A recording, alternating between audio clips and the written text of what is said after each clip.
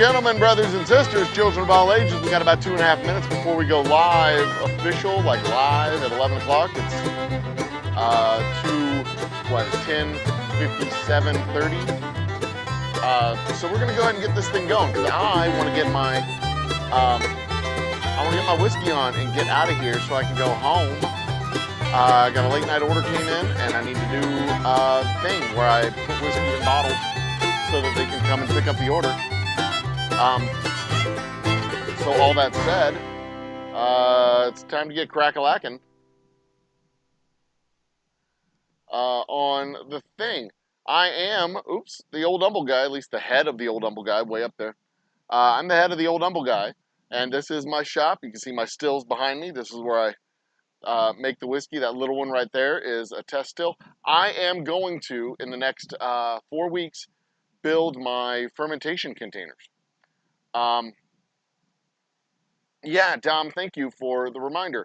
Hit the like button, subscribe, do all the stuff. I want to give a big shout out to all my new subscribers. We are just about 40 subs away from hitting 4,000 subscribers, and we'll see that in a minute. But first, a word from our sponsors, and yes, I'm going to re-record this video as soon as I get some free time. As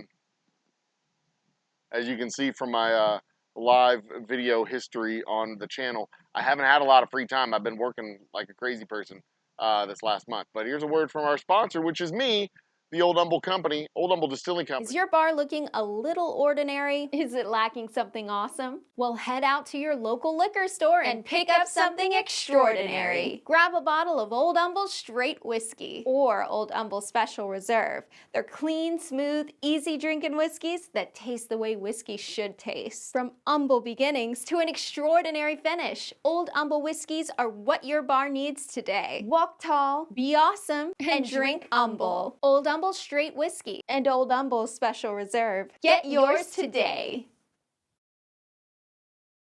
Whoops. That was me not paying attention. So there's the setup that we have over there.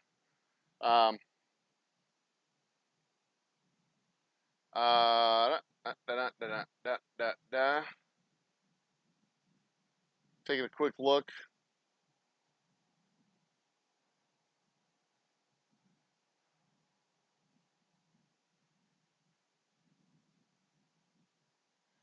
All right, so here's what we got. We've got an order for 5 cases. I have 5 cases worth of bottles. What I am not certain of is whether or not I have 5 cases of whiskey prepared and ready to go. So I'm not sure I'll be able to fill the full order tomorrow morning when dude comes to pick it up. But I'm going to make every effort to do that. I've already stacked up the bottles. I have not gotten the air bubble out. I may only have 3 cases for him. But we'll see. We'll see. I don't know. I don't know for sure. I don't think I have 5 cases in there, but we'll find out. I have another barrel, but in order to proof that barrel, proofing and balancing out the barrel is going to take me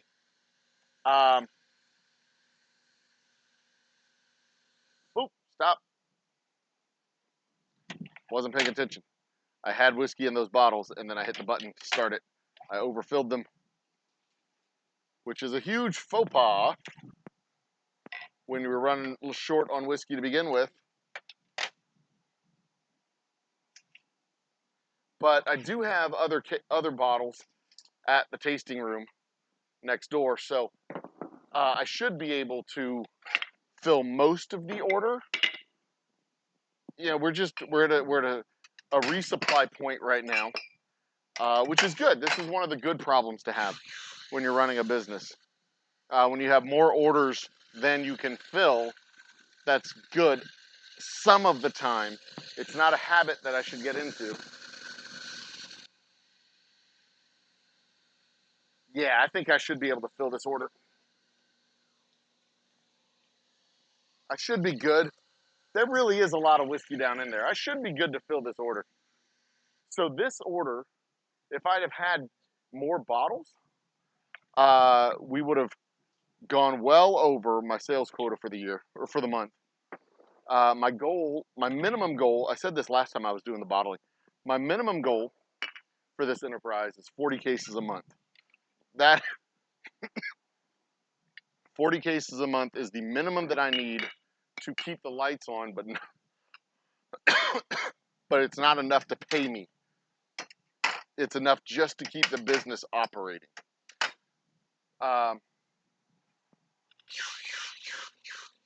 It's enough to keep the business operating, cover all the expenses for the business, and put a little bit of money back to buy more supplies, bottles, source product if necessary,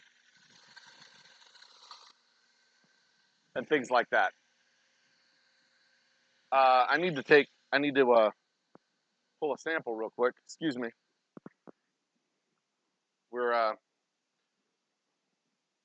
I'm always maintaining quality control,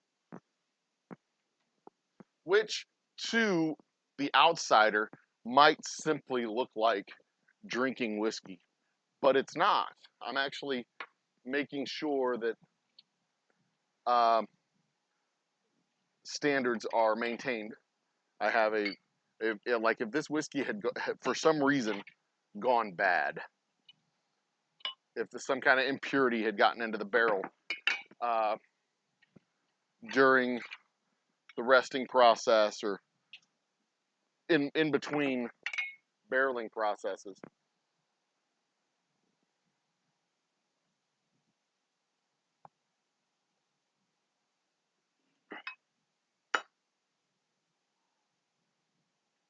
Bella, I would actually throw it out. I've done it before and I'll do it again. I've seen impurities in the whiskey and I've had to dump it, but I don't like doing that.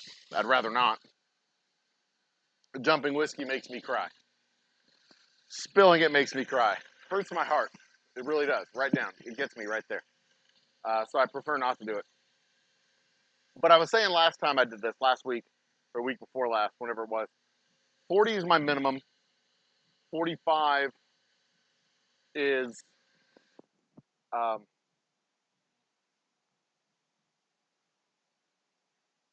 sorry, 30 is my minimum.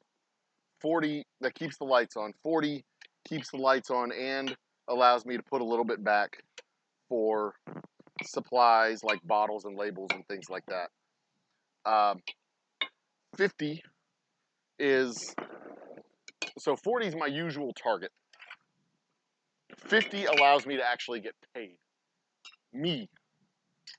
It allows me to take some money home the next month because we have a little bit in reserve, so I can get,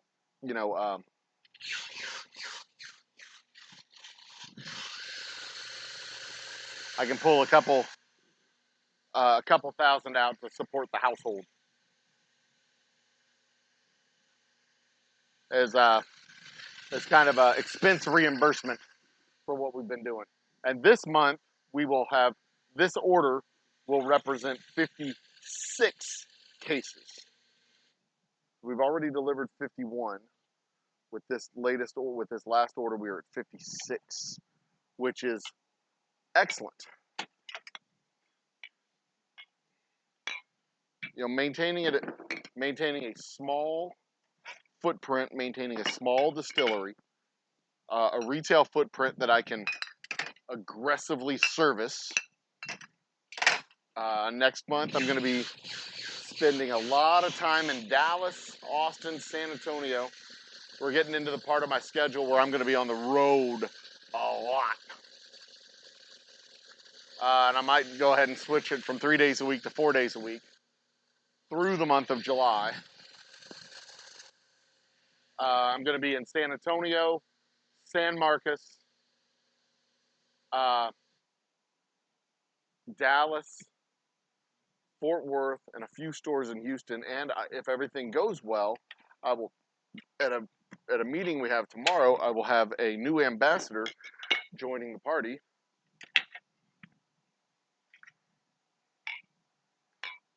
Which will be great because then we can continue to service the stores in Houston that takes a third of my portfolio off my plate entirely,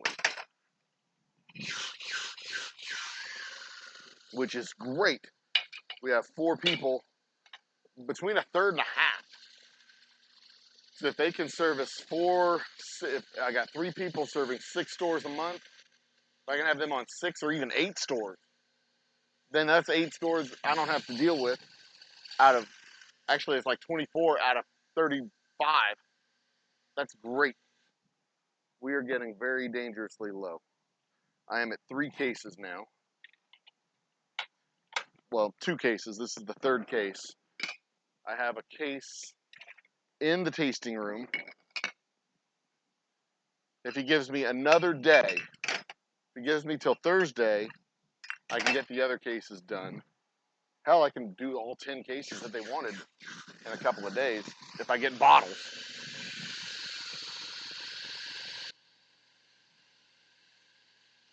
I think I'm only going to have 3 cases out of this. 4, 5. Let me see what I got in here. This is rough, said the dog. Let's see here. Counting. 1, 2, 3, 4.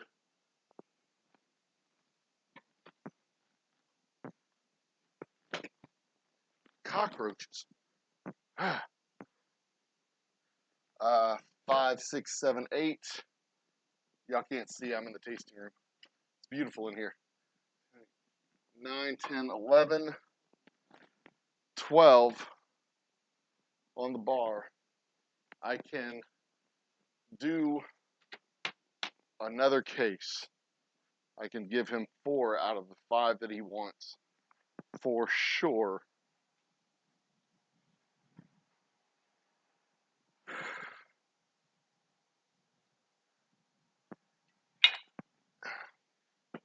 And then tomorrow I can get started on proofing the whiskey. This is all stuff that has to get done. And I'm actually running out of vessels to proof whiskey in. Ooh.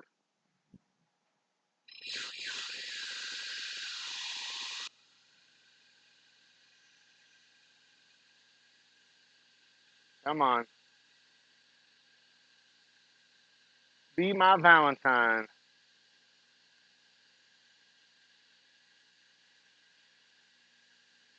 That is 3 right there.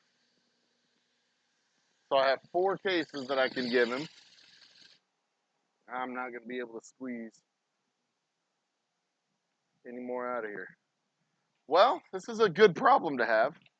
Sometimes. I have an order for 5. It was actually an order for 10. I told him I have enough for 5. Hey, who's in the house? Sunflowers is here. Cheers, Sunflowers. Have more help with the distillery. I am going to have. Yeah, we are getting to the point where I may need more help with the distillery. And the thing is, here's the way it balances out, son, and anybody else who cares. My work here at the distillery is absolutely vital for keeping this thing afloat, right? I mean, I'm making the whiskey. I'm blending, bottling, maintaining quality control, doing all the stuff that needs to be done to make sure we have product.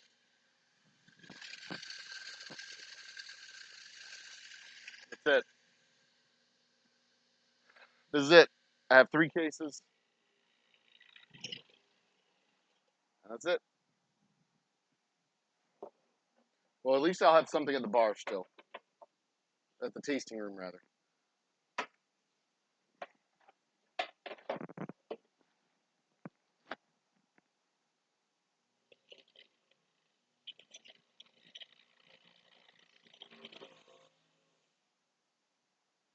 I'll have something at the tasting room still.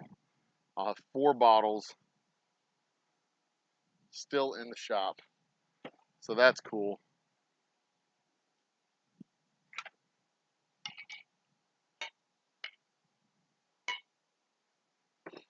That's cool.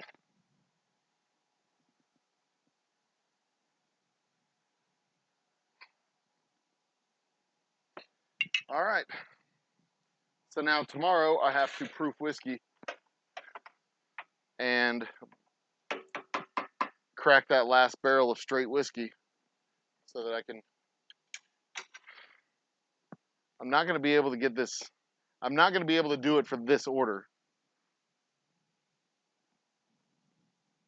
Y'all see where I'm at now? So there's a balance, and thank you, sunflowers. And you know, hey, look, we are at 2960. The actual number of subscribers that I've got at the moment. That's 2960 rounded off. It's 2963. My goal for the end of this month was 4,000. So I am on pace. Today we added another 10 subs. I'm on pace, safely on pace now, to make it to 4,000 by the end of this month, which had been my goal for the end of the year. But most of my subs are coming from shorts, and there's just not a lot of crossover from shorts watchers to live streams, which is fine because I'm still making most of my revenue, my channel revenue, off of the shorts. I do need to figure out, there is a significant crossover from live stream to pre-recorded and, you know, like 8-minute recorded shows. So I am going to work on doing more, you know, in my spare time, doing more recorded shows, getting back to the whiskey talk at Old Humble, some of the whiskey talk shorts, some of the, maybe some of the car rants. I don't know. Those didn't really, you know, they weren't really that popular. But at its core, YouTube is still a pre-recorded video site. It's not a live streaming platform. And that is a mismatch for me with my product, with my streaming product, or my video product rather, because I am at my core a streamer. I'm a whiskey streamer, a live streamer of whiskey related content.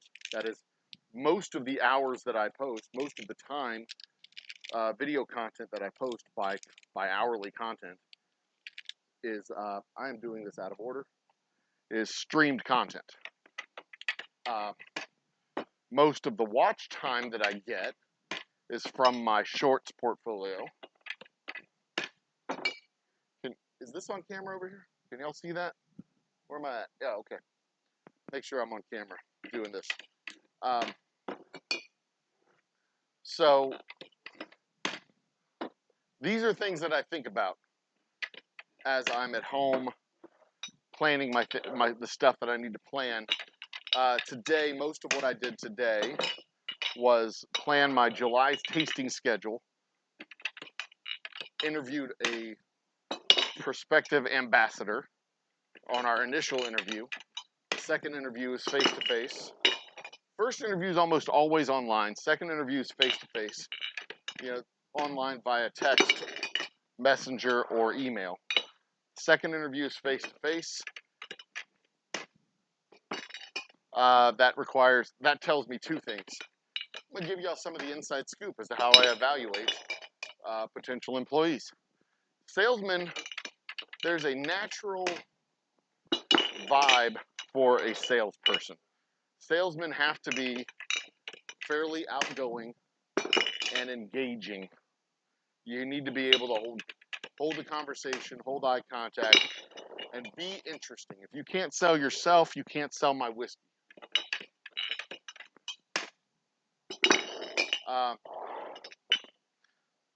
So first things first, you need to show interest. I'm not going to beg you to work for me. If you are interested, I will tell you I've got a position. Reach out to me. I'll direct message you. I'll private message you. Whatever the platform calls it, I'll do the messaging. Say, hey, I've got this thing. If you're interested, let me know. Then you've got to answer me and say, I am interested. And then I will say, okay, here are the details. Is this something you would like to do? Yeah, it looks like something I'd like to do. Tell me more about, usually the next thing is your products, your company, uh, what your goals are for me, something like that. I like that to be the next question that's asked, because then I can get a gauge for what this person wants and get an idea of whether or not the next phase is even warranted. Sometimes they'll say, "Where do I apply?" I go, "Well, congratulations, you've already applied. You meet the initial criteria. You are interested and you are engaging, and I don't mind talking to you. So that's good, because you need to be able to do that when you're selling stuff.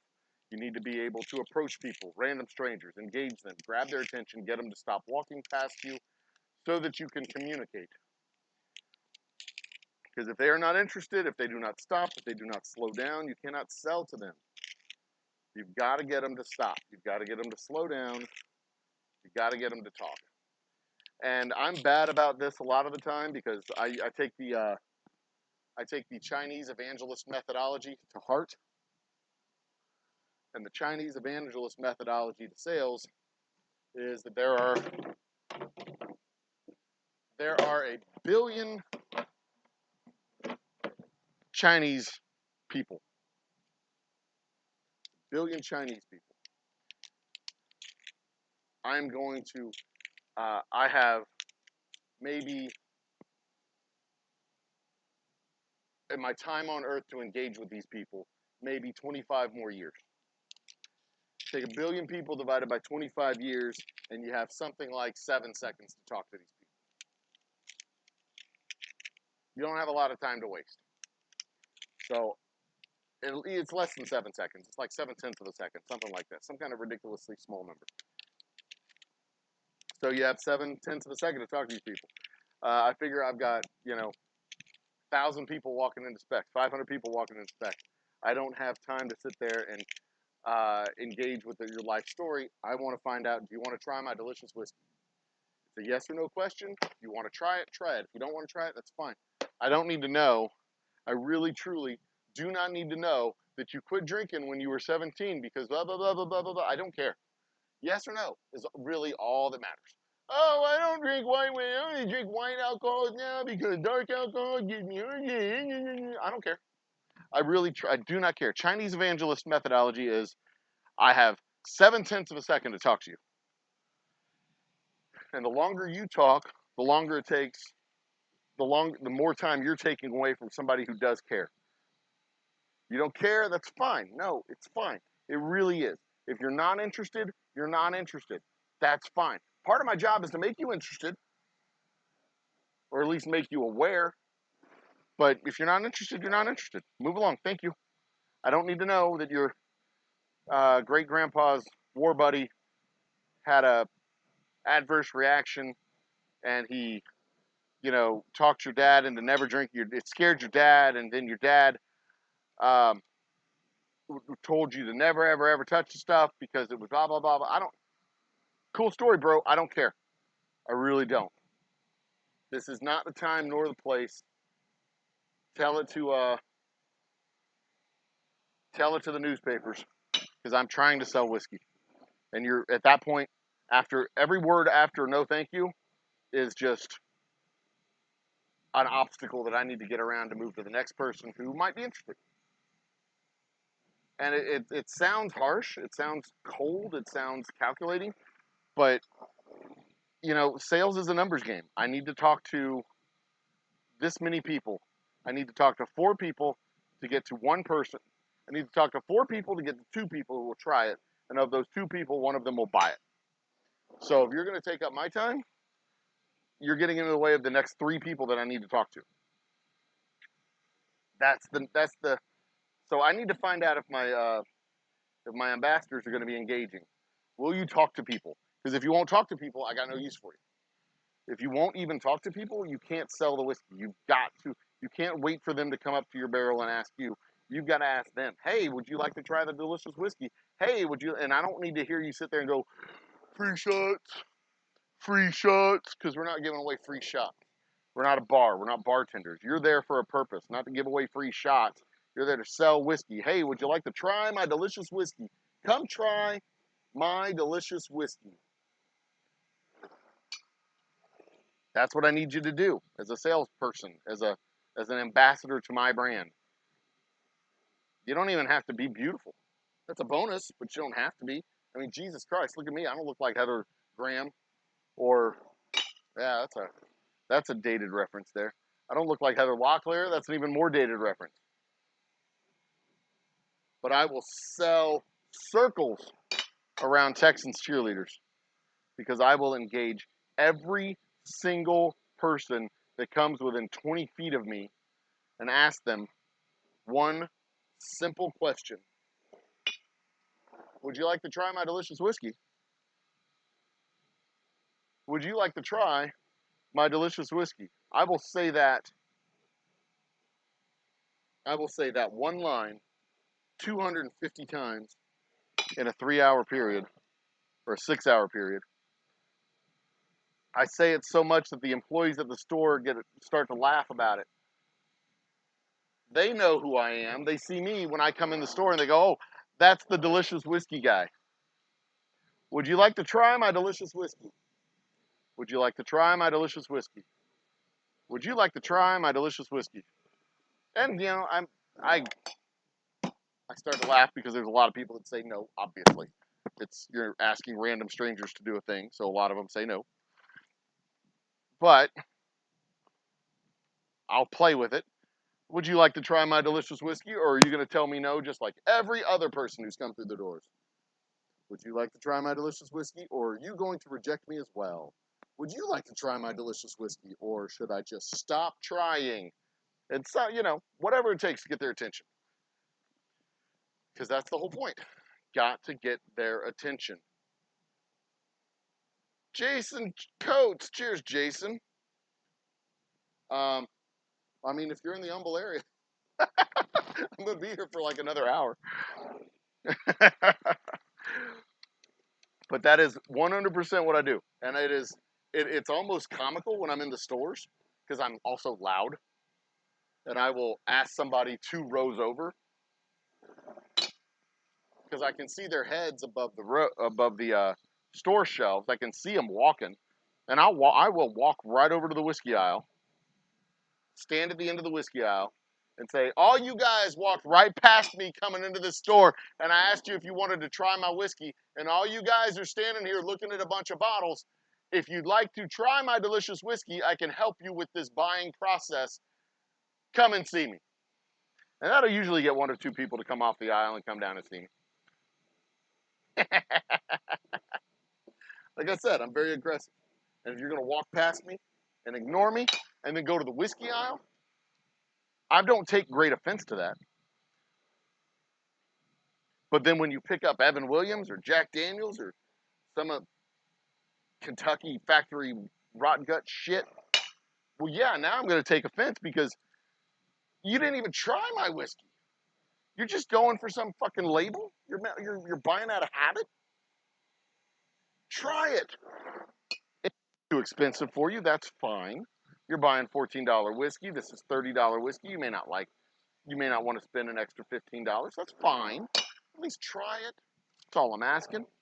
I'm not asking you to fall in love with it. Not everyone has to like it. I don't mind. Just try my delicious whiskey. I mean, if you like whiskey, right? If you like whiskey, why not try something you've never heard of? And that's one of the things that just absolutely chaps my ass. And they look at it, they come by and they look at the label as they walk past the barrel. They look at the label, they go, nah, I've never heard of it. And they just walk on like, that's the whole fucking point that I'm here, you dumb ding-a-ling. The whole reason I'm here is because you haven't heard of it. And I'm trying to get more people to hear about it.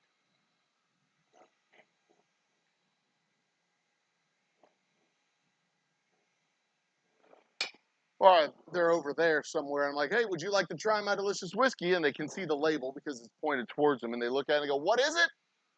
It's delicious whiskey. Now, what kind is it? Well, what brand do you want it to be? Because then I will tell you it's that brand. just to get you over here. And then usually they say something along the lines of Jack Daniels or Jim Beam or something like that. And I said, no, no, no, no, no. I said it's delicious whiskey. Get over here. Come on. And then I start pouring it, and they'll shrug their shoulders, and they'll walk over, and that's kind of cool. Sometimes they'll say Crown. Is it that Crown Blackberry stuff?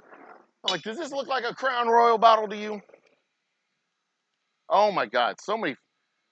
The interactions are fun. I really do enjoy interacting with the people, with the customers and the clients. As long as they're not dickish snobs. I've gone far afield with what I started talking about. Cheers, Jason. But the snobby guys. Oh, there's this one dude. I'll never forget this one dude. It was in Porter, and usually in Porter they have me set up in front of the whiskey aisle, which is cool because at that point you're basically on a car lot trying to sell cars, as opposed to by the front door and at that point you're selling whiskey to every single person who walks through the door, which isn't necessarily just a set of whiskey buyers. So there's a larger failure rate. But it's also people that can be lured into lured into buying a bottle because they don't, they haven't made a decision yet. But anyway, this dude in front of the whiskey aisle, so it's you're in front of the aisle, so behind you is all the whiskey. On this side is the Canadian whiskey. On this side is the American whiskeys and bourbons. So over here is Canadian whiskey and then rye, and then it goes back to flavored whiskeys. And over here you have basically Texas whiskeys and then all the rest of the American whiskeys, which is mostly bourbon. Unless it's rye, and then it's over here with the rye. Anyway, that said, in front of you is the Scotch and Irish whiskey section. And then this dude, I tried to get him to try my whiskey. Like, just try it, man. He's like, no, no, I don't drink whiskey. I drink Scotch. I'm like, okay, well, Scotch is whiskey. He's like, not really. I'm like, yeah, really, it is. Scotch is whiskey. That's like saying a German Shepherd isn't a dog. Scotch is whiskey. I mean, Scotch was the first whiskey, for crying out loud. That's what whiskey is originally. But, there's a lot of different kinds of whiskey other than just Scotch. Why don't you go ahead and try mine? He's like, no, no, I just drink Scotch. I don't drink whiskey. I'm like, all right, dude, whatever. Then he spends the next 45 minutes looking at the different Scotches. Doesn't pick up a bottle, or picks up a handful, doesn't buy a bottle, rather. Doesn't decide any one of those bottles.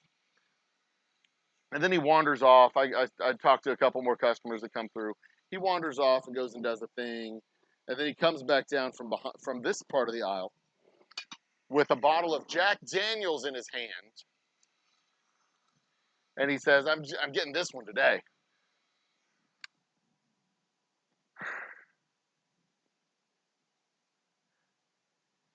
And I said, that's not a Scotch, right? He goes, oh, I thought I'd try something different this time. Like, you want to try something different and you're getting Jack Daniels when I offered you something different right here? And he chuckled. He's like, yeah, I've never had this one before. I'm like, how have you never had Jack Daniels before? He was a grown-ass man. And how do you say I only drink Scotch when you've never had Jack Daniels and you claim you don't drink whiskey, but you only drink Scotch, and then you walk out with Jack Daniels? There was a wall full of whiskeys. That dude, of all the people that, it didn't make me mad so much as it just got me so completely perplexed. Like, how can you be so wrong in a multifaceted way so efficiently? I mean, he spent probably 45 minutes in the store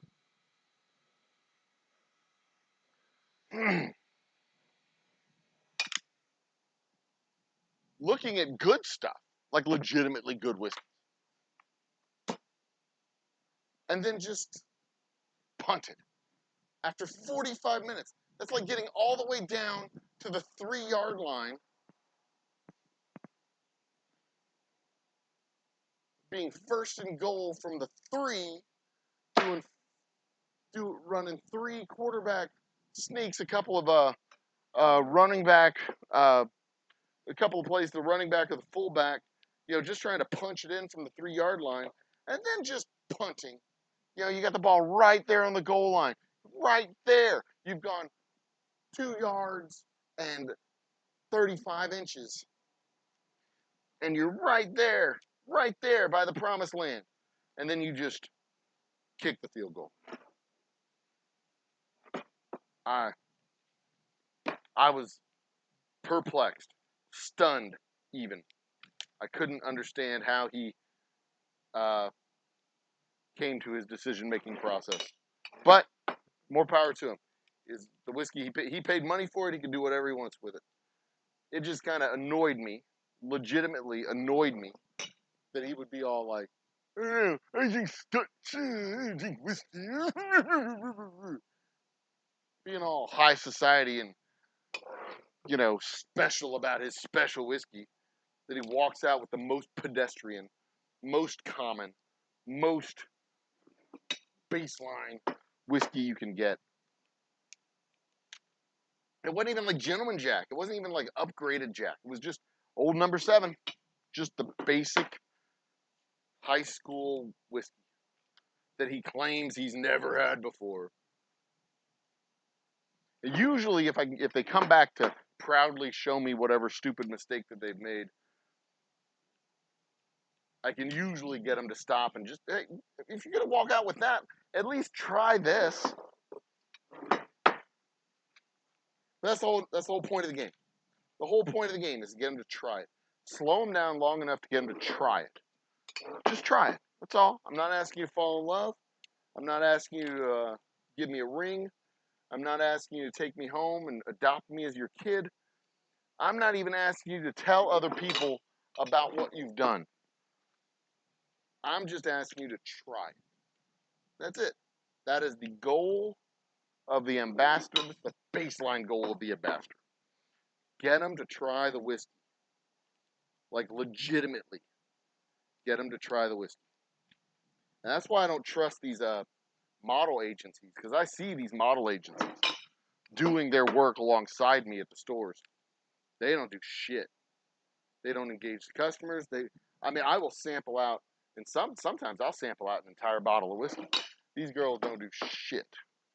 They don't sample out enough to engage with people. They're like, we sell 4 bottles. 4 bottles? 4 bottles? Unless those bottles cost $200, you are not making your money's worth for these companies. But companies like Diageo, they don't care. They've got more money than God. It's always just part of their budget. Jason, we're available in Kansas. Almost 4K subs. Now Joe needs more folks to come into his life. I need more folks to come in right now. I need more folks to get on my pre-recorded content. That's where I'm going to start making some money in a couple of months. But the goal is 5,000 subs. But anyway, we're available online in Kansas. Hit us up. oldhumblедistilling.com. Hell, you might even get one. No, you won't get one of these cases. Got to send a very awkward text to my guy and let him know you're only getting 4 cases, homeboy. 1, 2, 3, 4.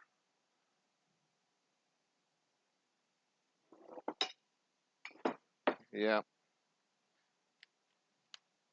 I might be able to get a whole case done tomorrow, but I got to filter it. It's going to take 3 hours to filter it. I got to proof it. Doing the proof and filtration is an entire day's job. I can proof it, but I won't be able to filter it And I don't want to send whiskey out that's been unfiltered because there's all kinds of shit floating in it from the barrel. From the barrel. It's ash and particulates from the barrel. It's not like bugs. But unless I do the filtration on it, you know, it looks cloudy, it looks bad. It's just not great whiskey. But anyway,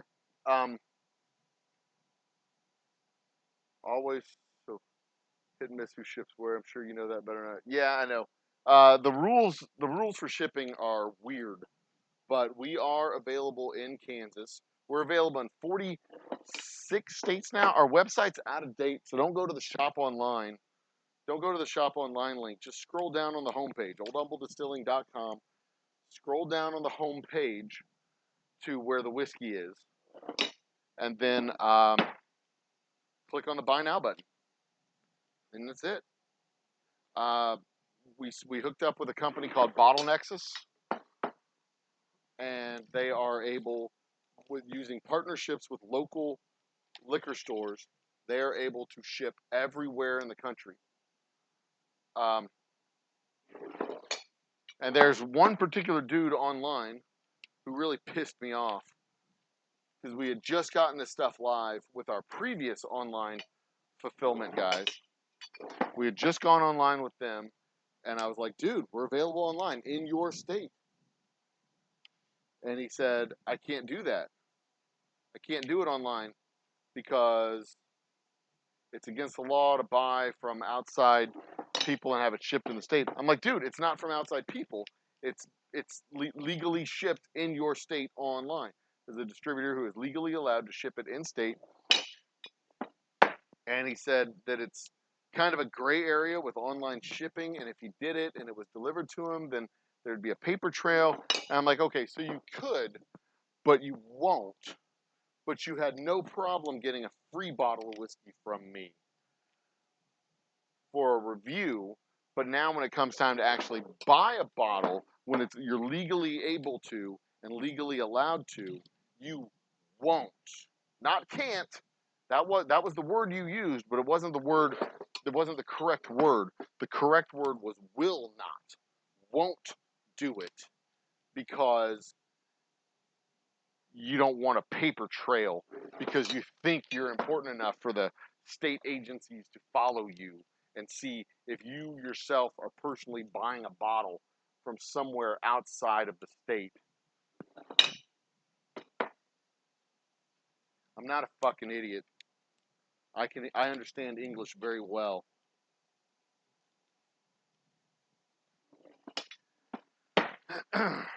And if the support for you, if your support goes one direction towards you and not the other way, then you can just lay right back and kiss my ass. There are a lot of YouTubers that I've cut off because of that shit. I was enthusiastically supporting their channels as they grew, watching them grow, watching them get better at what they do. And as you can see in the chat history here, they're not around. So, like I said, that support goes one way, and all you want is free shit, you can piss right off, lean back, pucker up, and kiss my ass. And I am thoroughly grateful to folks like you, Sunflower, and Tater Dom, and Jason, and all you other guys who offer something of value back. Y'all are interesting people, intelligent conversation. I like having you around simply because of who you are. I don't ask for free shit from you. You don't have a lot of free shit to offer, and that's fine. But what you do offer is engaging discussion, an attentive ear, good comments, good commentary. I appreciate that. Y'all make it fun to do lives. That's the front. That's the back. That's the front, because now I know I'm not talking to myself. I'm actually talking to other people, other human beings, other engaging humans. Don't get me wrong, I can talk to myself all day long. I do, all day long, talk to myself. But it's much more fun talking to people than it is talking to yourself. Which whiskey is my high seller? That is a great question, Sunflowers. And again, that's why I keep you around, because you ask fantastic questions, and I really do appreciate it. I'm not just saying that. It is true. It's partly a joke, but also partly true. This is actually my best seller. This one right here, our straight whiskey, our purple label. It's our best seller, partly because it's our cheapest whiskey. It's in the most stores. It's always been in the most stores. So when I get orders for it, this month, of our 56 bottles or 56 cases, half of them, 15,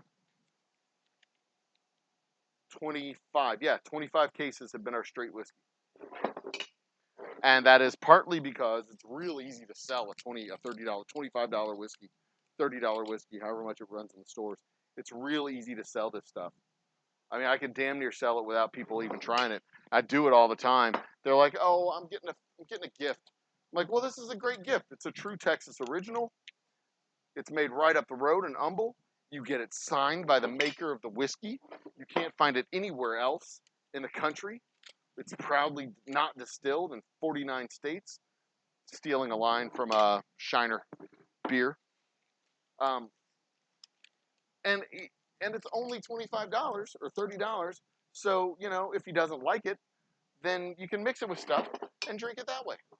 And you won't feel that bad about it because it's only a $30 bottle of whiskey. So come on. And they're like, "Okay, that sounds like a good idea." There you go. It's harder to sell a $60 bottle of whiskey without them trying it.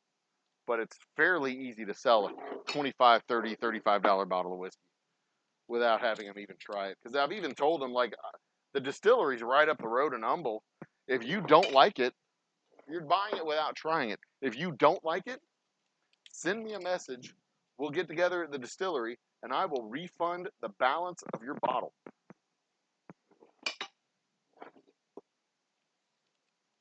Clever, huh? If I can refund the balance of the bottle, they're like, "Really?" I'm like, "Yeah, I'm the owner of the company. I can do whatever I want to do."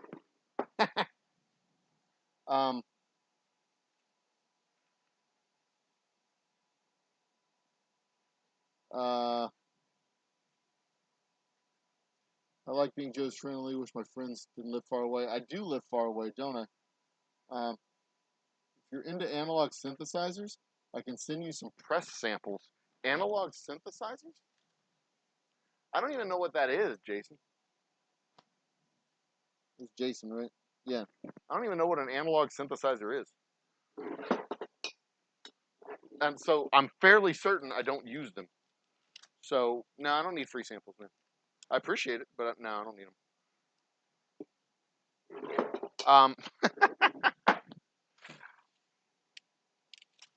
I am gonna do a live stream of my laser etching.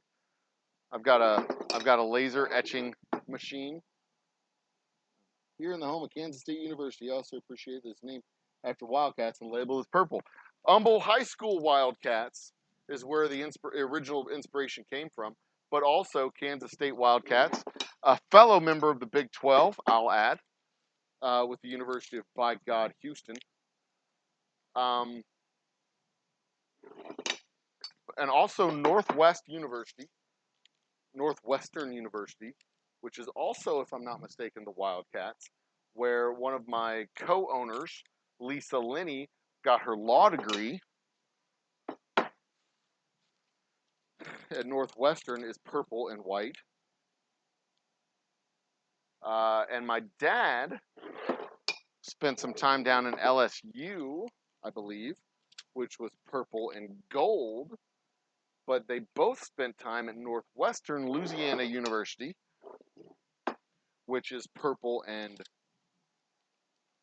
silver, I think, purple and white. Demon Deacons of Northwestern University. Demon Deacons. I'm trying to keep up on chat. I'm trying to pay close attention.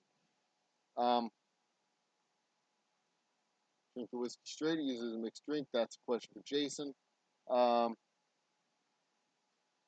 Sunflowers, you know all of them, but I'm not going to name them by name. Some of them I don't keep around because I just find them to be despicable people.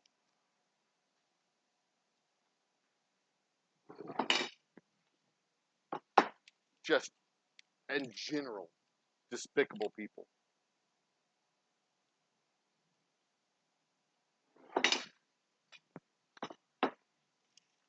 And that's all I'm going to say about that. But you know who they are. And then there's some that act despicable that aren't actually despicable people. And you know who they are too.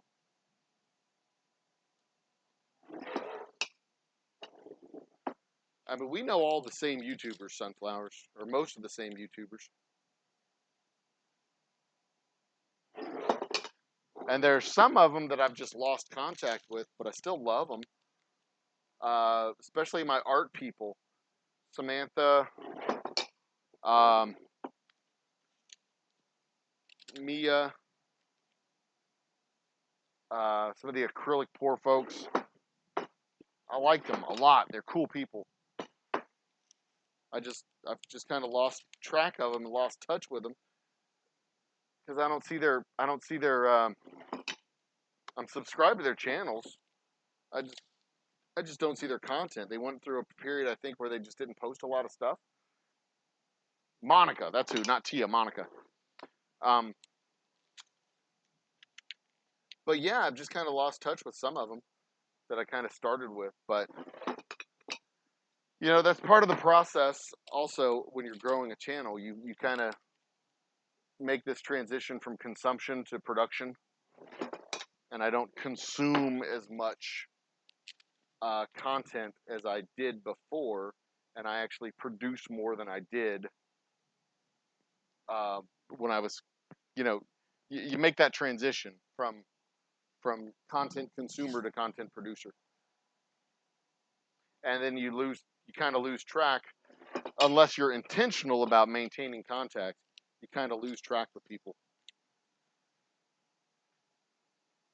and it's not on purpose. It just kind of happens. All right, walking into the tasting room. I'll be right back. I'm bringing these 4 bottles to the tasting room, and then getting 4 bottles or 12 bottles from the tasting room to bring out. I know it seems inefficient to move 12 full bottles. I'm sorry, 16 bottles, but it makes sense because these bottles were made a couple of weeks ago, and I want to get these bottles in stores. But actually, they were made last week, and I want to get them in stores. That's 5. It makes sense in my head. Don't ask questions, especially about things going on in my head. Some things are better left unexplored. I have an open bottle of whiskey at my bar. The cork just is not on it. And I have an open bottle of apple juice at my bar as well for a cocktail mix that I made. We got a lot of Black Cat Ridge still. Well, I don't want to say a lot. We have about 3 cases of Black Cat Ridge.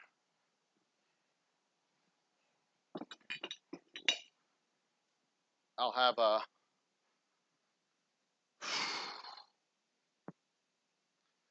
a lot of stuff going on up here at the little distillery at the oil patch. Whole lot of stuff.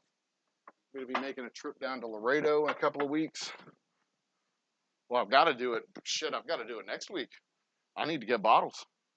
Got to make a trip down to Laredo. Got to make a trip to Laredo. Got to make a trip to. Man, I don't know where I'm going to find time.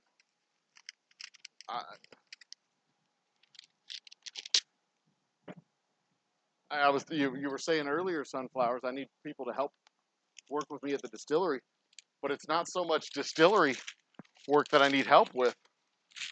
I don't feel comfortable appointing a shop manager to do this to 3, 4 cases. I don't feel comfortable appointing a shop manager to come in and do this stuff because I want to make sure that what's going out of the shop is the highest quality whiskey. But at the same time,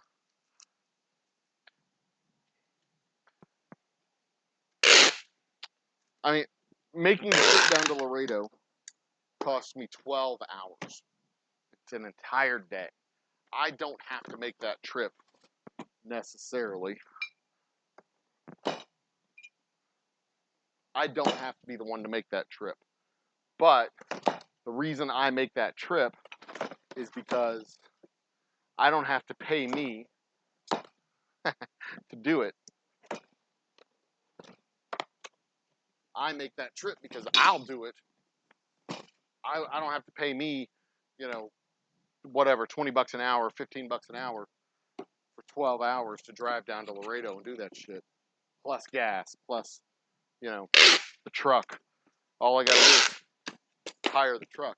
But if I can reach out, I got a logistics firm that has been just absolutely harassing me, which is cool. They're good salesmen. But it's like, Jesus Christ, man. I told you I would call you if I needed shipments. So get out of my butthole. Get on out of it. Because these people, oh my God. I'm not going to forget about them. They're the best damn logistics company that I've used ever.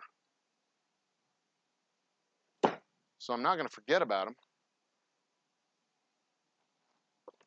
Which was really disappointing when I found out that Rosie, the last logistics company, was no longer working there because she knew what she was doing. And then they had the next person come in, couldn't even find my company file in the computer. I was like, well, I guess you just lost a customer then, coaches. But anyway, what was I talking about? Steve Erpenbeck. Woo! Simple bottle pickups would be easy to source to a son, except my oldest is 18 and has driven exactly 100 miles in his entire life. I'm not going to put him behind the wheel of a truck and send him to Laredo to pick up a pallet of bottles. The largest thing he's ever driven is a Chrysler minivan, and I don't trust him. I mean, I trust his judgment. I just don't trust that he can make the decisions that need to be made if something goes wrong. I trust him to do it if everything goes well. I don't trust him to do it if something doesn't go well, because he's just never faced that kind of challenge before. But oh my God, that would be great.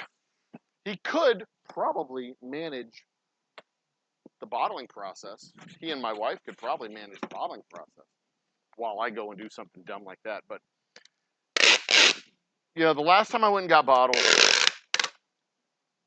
the truck was a diesel truck. It cost me about $400 for the truck and about $300 for gas. So if I can get shipments for less than $700, which the last time I did a shipment, it was $1,500. That's when I ordered a truck for the first time, because $1,500 was, and I quote, "the stupidest goddamn thing you've ever said to me, Gentry," because the logistics chief, my bottle guy was Gentry. Gentry or it was Gentry. It's a hard G. Anyway, she's like, I know. Like the fucking order was $2,000 and you're charging me $1,500 for shipping. Shipping $2,000 worth of bottles. You're charging me the same amount that it cost for me to ship it. That's the dumbest damn thing. She's like, I know. Get it out of your system, because I'm pissed too.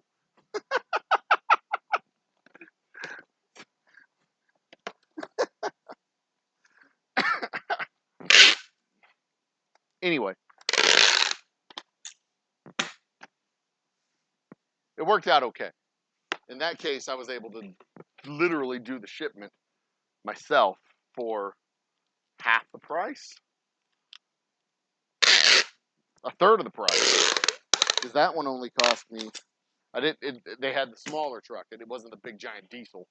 It was a smaller truck, and I was able to get it for, I think, total shipping cost was $400. 2, 3, 4, and I might be able to do a fifth one tomorrow.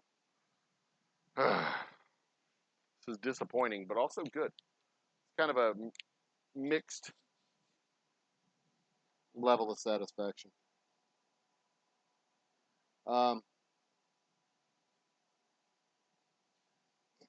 Now, I will say that over the course of the last year or so, I have become much more comfortable with delegation. I've become much more comfortable with handing down or handing over, rather, roles at the distillery. I've got a tasting room manager who comes in on Friday and Saturday.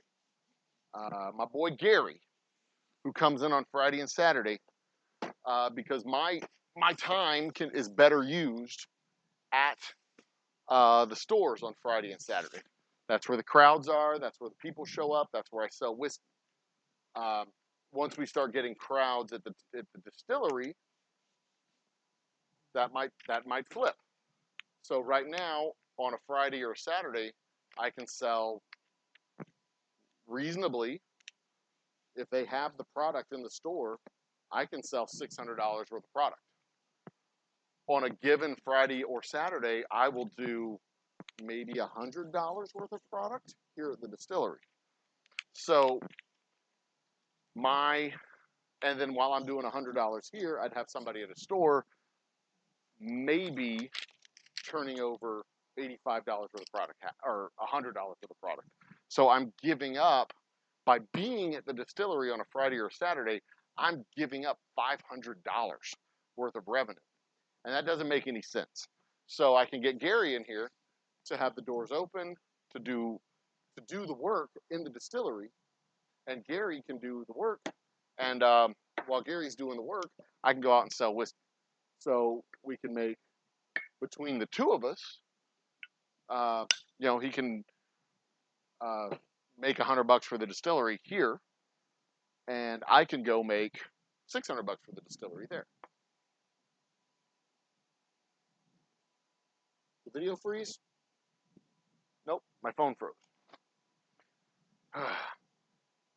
So that's how that shakes out. It just makes sense to do it that way. Don't know why my phone froze. So let's get it off of the Wi-Fi. All right, so that's it. I filled as much of the order as I can. 4 out of the 5 cases. We will get more. What's a bottle order size? A single pallet. Usually I order a single pallet at a time, and that's for money purposes, not so much production. I could order 2, but it doesn't do me any good to order two pallets. I will go through a pallet every 6 at the rate I'm going right now. I go through a pallet every 6 weeks or so. Let's do the 1990s picture-in-picture thing. Nope, not that one. That one. Yeah, that'll work. I go through a pallet every 6 weeks or so. So I should order 2 pallets this time, but I'm not gonna have the free funds available to do it. I need to preserve some cash for some other projects that I'm also working on. So I'll order 1 pallet this time and 2 pallets next time. And hopefully I can get to the point where I can order like 5 and get a discount. But the thing that I'm going to run into is I'm not going to have space in here for that many pallets. I've got, I'm working my way through some supplies that I've had on hand for quite a while. My boxes, some barrels are beginning to stack up over here. I've got used barrels that are stacking up that I need to do something with, either sell them or repurpose them into something else. But yeah, my next order is going to be 1 pallet, and it's 1,080 bottles. 1 pallet, 1,080 bottles. And then I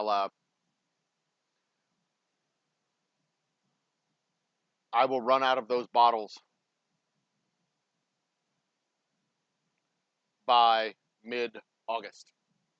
If I'm doing my job right, I'll run out of those bottles by mid-August. And then I'll have to figure out, I'll have to get more bottles. That's just all there is to it. So there's a lot of things that I do ship out and subcontract out. But once we start bringing all of our distillation back in-house, I'm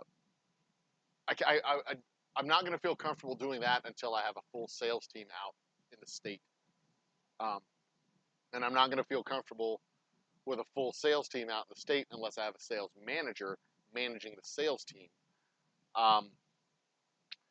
And that is going to require more stores. Actually, it's not just going to be it's not just going to be volume by itself. It's going to be more stores that support the volume. So there's a lot of moving parts. And when I was a consultant, the book that I wrote, the three part system, if you have a perfectly functioning system, everything's in balance. You have a supply that goes into your transformation steps, which is your factory, and then goes out into your distribution channels, which is your retail footprint, your distributor, whoever it is, that's your retail footprint, that's your distribution channels. You know, if it's a store, you have trucks, you have a loading dock that's large enough to handle all the trucks that are coming to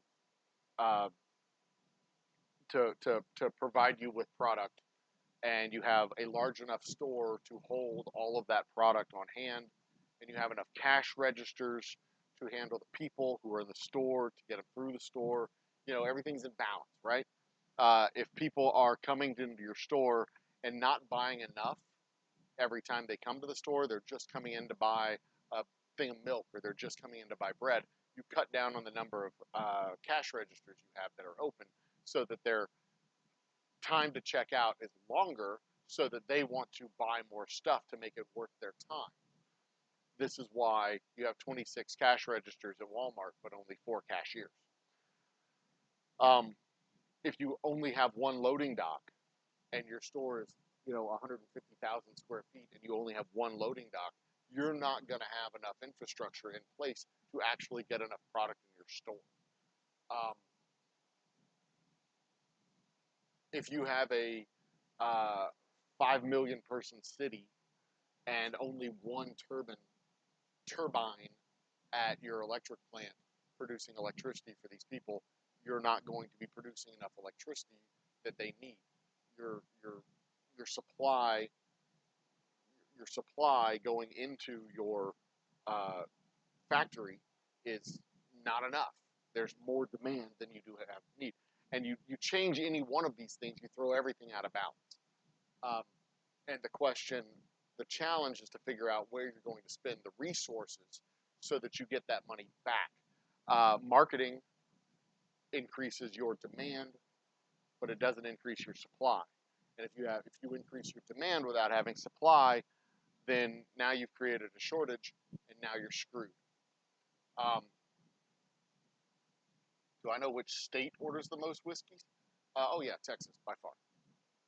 Outside of Texas, through the website, actually Texas I think is the largest purchaser through the website too. We've had like 6 orders from Texas, 1 from Florida, 1 from New York, 1 from Wisconsin, 1 from Colorado, 1 from California, 1 from Ohio, I think. So half our orders online have come from Texas.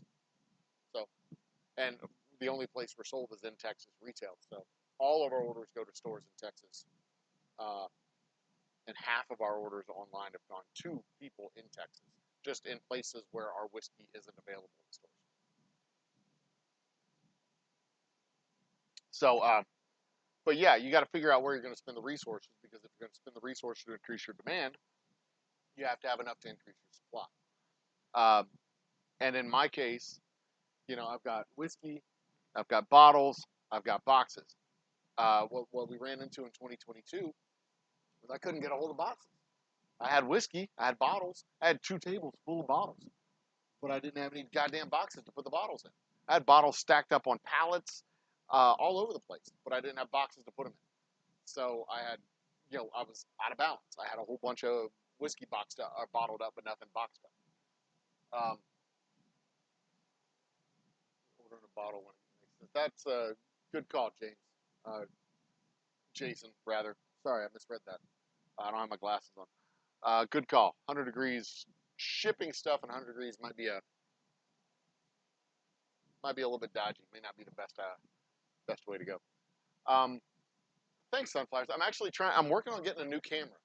My Sony, the HDMI output on my Sony broke. And to get that repaired is going to cost about $400.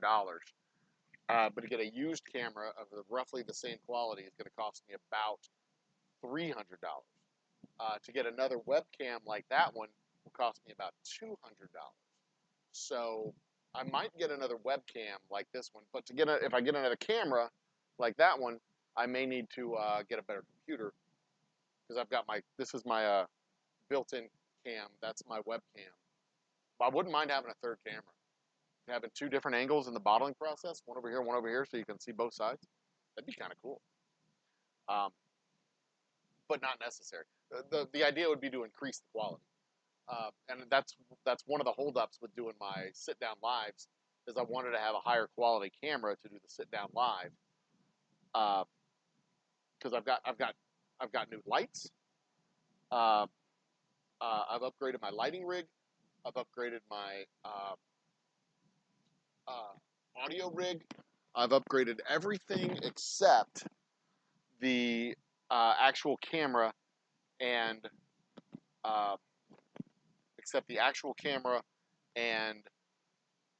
the computer doing all the processing. So the last thing that it hits before it goes out, it goes through this little choke point and out the door. Any orders from Illinois? I don't think I've had any orders from Illinois. I don't think so. I'd have to double check all the datas, but I don't think I've had any orders from Illinois. So, but I also want to move my my live stream into the distillery itself, over at my stage area. Well, we'll see. I don't know. There's a lot of things that need to happen before I start that back up. I think I did my last live stream happy hour back in December.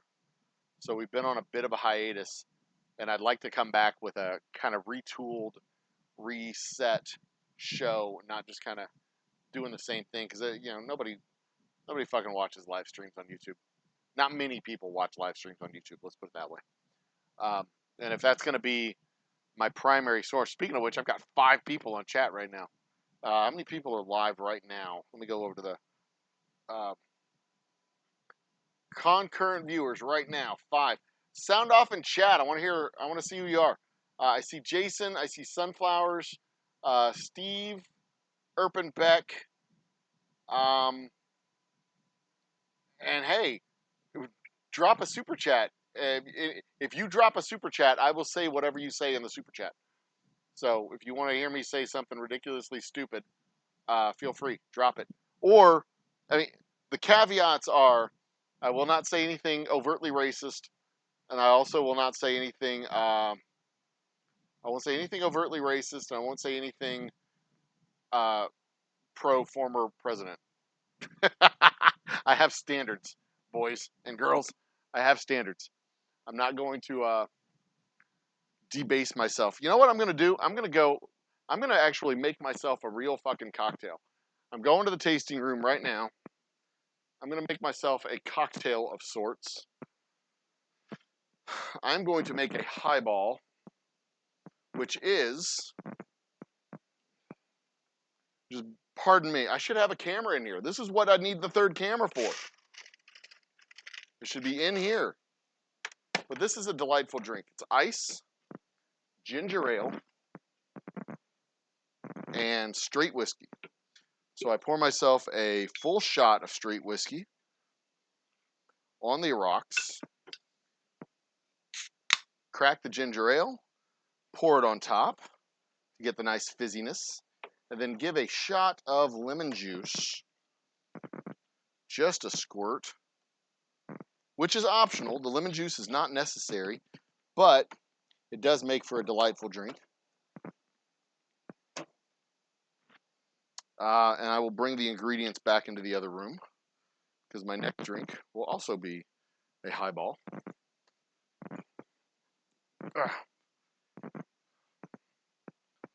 It's nice having a bar handy.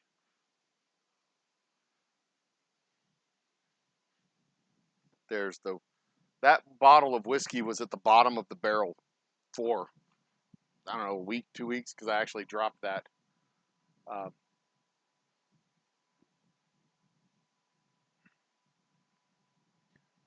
You appreciate those standards. What standards? Uh, I do have standards. But yeah, I mean, I wanted to improve the quality of the output before I resumed the output.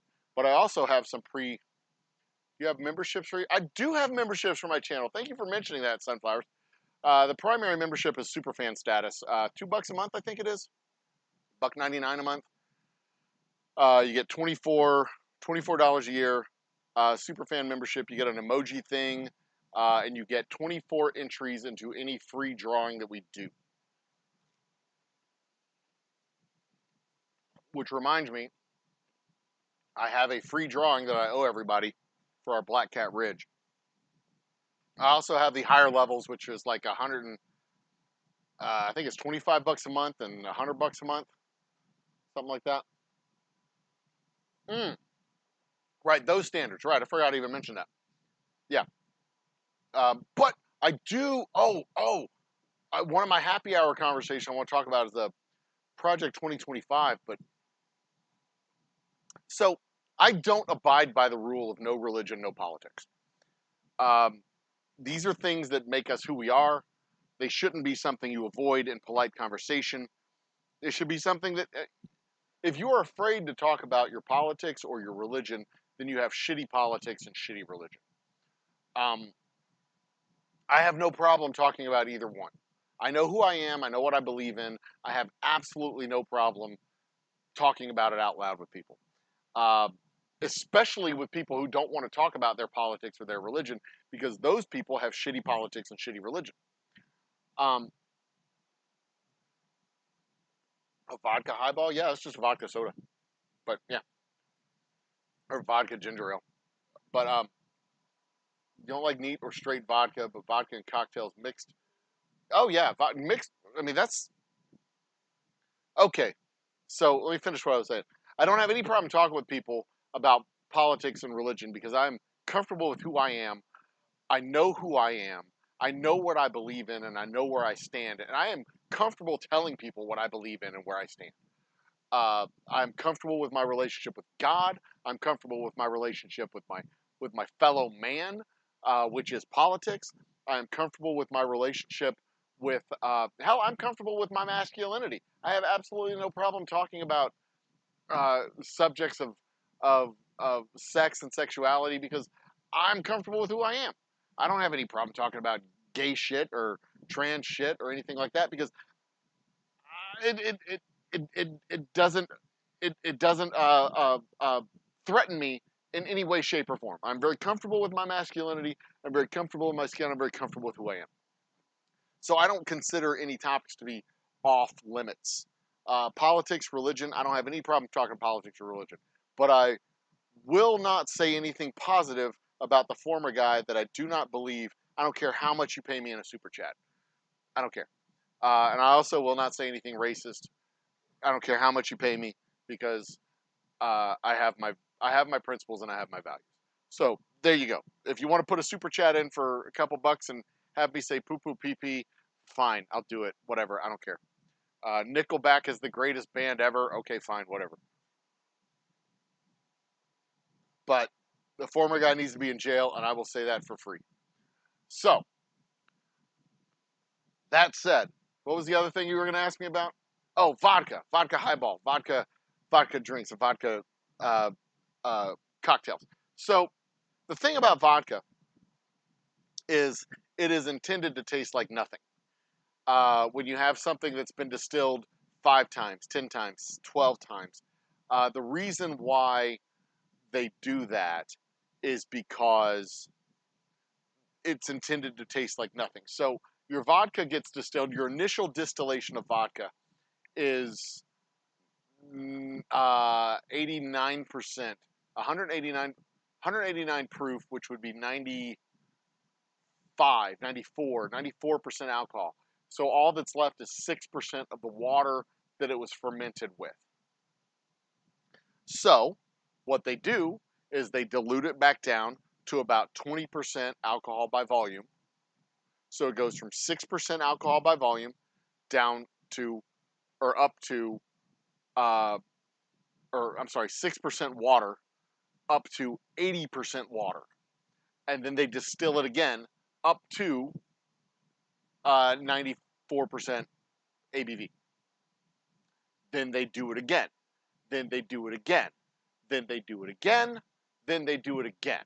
So that original 6% of the water gets diluted down to 80% water, right? So that 6% plus 74%, and then they distill it again. So of that 6, and let's just assume that the distillation process takes evenly out of both of them. So that 6% water goes down to 1% water. Now 1% water, original water, goes down to 0.15. And then that 0.15 goes down to 0.001. And then it goes down from 0.001 to 0.0006. And it just keeps getting cut down and cut down and cut down and cut down every single time they do a distillation. So the whole goal of vodka is to taste like nothing.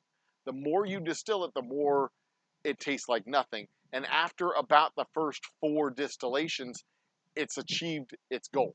If you look at our column back here, there's 6 plates. 1, 2, 3, 4, 5, 6. There's 6 plates on that column. That means when we run, that full 6 plate column is for our whiskey, and it's technically distilled 6 times.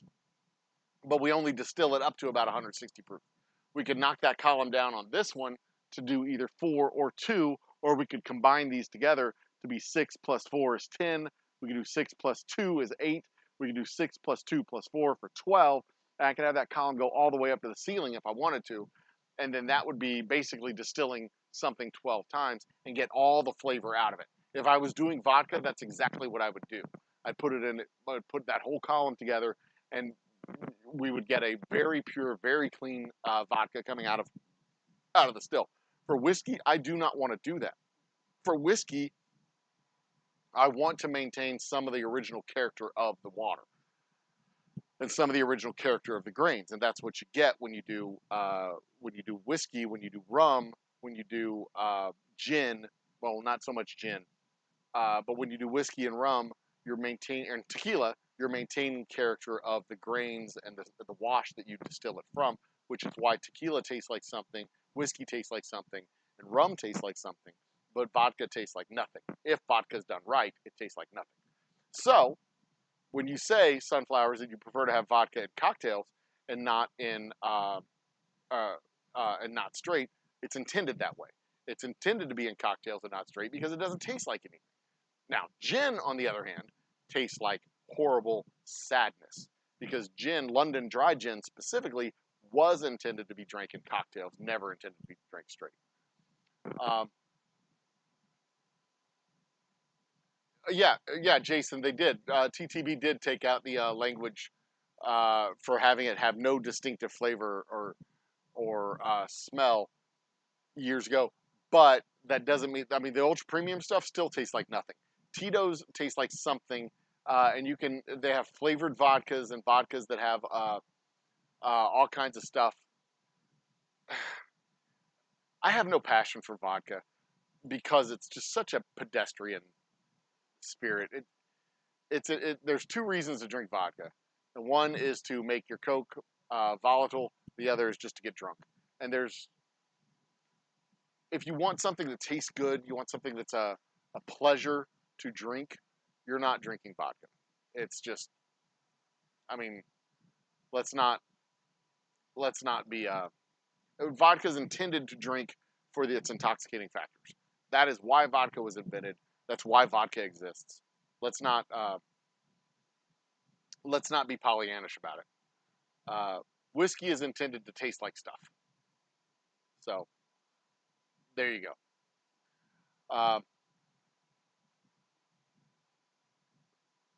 So back, let me. I'm scrolling back up in chat. This is how my happy hours used to go. I'd get lost in chat and I'd have to go back and be like 45 minutes behind in chat. Stop talking to folks about these topics. Can't stand the MGTOW and social conservative views. Oh, don't get me started on MGTOW people. Those fuckers, they're afraid of women. They're unintentionally celibate. They think they're being tough guys, but they're just sad little princesses. It's the most pathetic people on earth are the men going their own way group of people. They're like, oh, I can't handle liberated women who blah blah. Like, dude, they don't exist to serve you. Like, fucking grow up. Like, Jesus, we rejected these views back in the 90s. My generation, Generation X, rejected those views. We've rejected those archaic views. Those are men. There's a whole generation of fully grown-up men that rejected the whole be tough, beat up the guy, and get the girl mentality back in the fucking 80s. And like, chicks are still fighting against those guys, and we're like, those guys don't exist anymore. I mean, they exist, but they're the minority. Andrew Tate. But well, we all look at those guys because they're pathetic. We look at them like they're pathetic because they are. They're pathetic. Just don't fucking get me started on the MGTOW idiots. And here's the thing. Because I'm comfortable with who I am, I have absolutely no problem telling those people that they're pathetic because they are pathetic. Like, well, this is why men are going their own way. Well, like, fine. Go your own way. We don't need you. You're pathetic. Go over there and be in your little fucking mud hut and piss in the garden, and nobody cares. Nobody cares. Quit coming back to civilized society and telling us that you've left civilized society. We don't care that you left the chat. Leave the chat. Go over there and suck your boyfriend's dick. We don't care. Bros being bros. Yeah, we know. One of you is on your knees, the other one's standing up. You're doing your shit to each other. Nobody cares. And it's fine for you. That's fine. But don't sit there and tell me that you're doing it because you reject strong women. You don't. You just like the company of men. And you want subservient little baby females to wallow around at your feet and bring you your tea. You're not fooling anybody. You're not fooling anybody. We know what you want. We know what you're like. We know who you are. We see you. You're not fooling anybody. Oh, women don't want to get me my sandwich anymore. No, they don't want to get you your sandwich. And you know what? You can make your own fucking sandwich. You're a grown-ass man. Make a sandwich. It's not that hard. It's just 2 pieces of bread and some meat. Maybe a little sauce to go on it. Or maybe a little mayonnaise. Maybe you throw in some cheese. And boom, you made a sandwich. It's not that complicated, my friend. You can do this. And you can also be a productive member of society doing it. Just like your strong wife would be if you were man enough to be able to stand next to a strong woman and support her. But you're not. You're just a sad little measly weasley bitch who needs somebody to serve him because you're not good enough to do it yourself. And here's the other thing. You're not even worthy enough to have someone serving you because all you're doing is playing your fucking video games and complaining with your friends about how women don't give you enough sandwiches. Fuck you. You suck. You suck. The saddest, most pathetic men are these fucking MGTOW guys. They're like, oh, I can't stand, all I did is give her everything I had, and then she just took my kids and left. You didn't give her everything you had. You didn't give her everything you had because she took your kids and left. If you gave her everything you had, she'd still be around. So fuck you and grow a pair and be a man and learn from your mistakes. Ugh. Pathetic. Pathetic. Told you not to get me started on those guys. See what you done did? Damn it. Not being civil about it. Well, that was me. That was just me. But yeah, I say the same shit. Sometimes you need to give people a wake-up call. Sometimes you just need to give them a wake-up call. Say, look, you're just not man enough to deal with this shit. If you were man enough to deal with it, then it would have been dealt with. But you're not man enough to deal with it. You nope out. And you go in your little fucking mud hut off in the side of the wilderness over there, and you frolic in the daisies, and you wish that there was a woman who was woman enough to deal with you. No. You don't wish there was a woman enough to deal with you. You wish there was a servant who would do what you want him to do, and then you would complain because you don't have anyone worthy enough to talk to. Pathetic. Anyway. All right, where was we? Intelligent personalities conversation. Don't encourage me, sunflowers.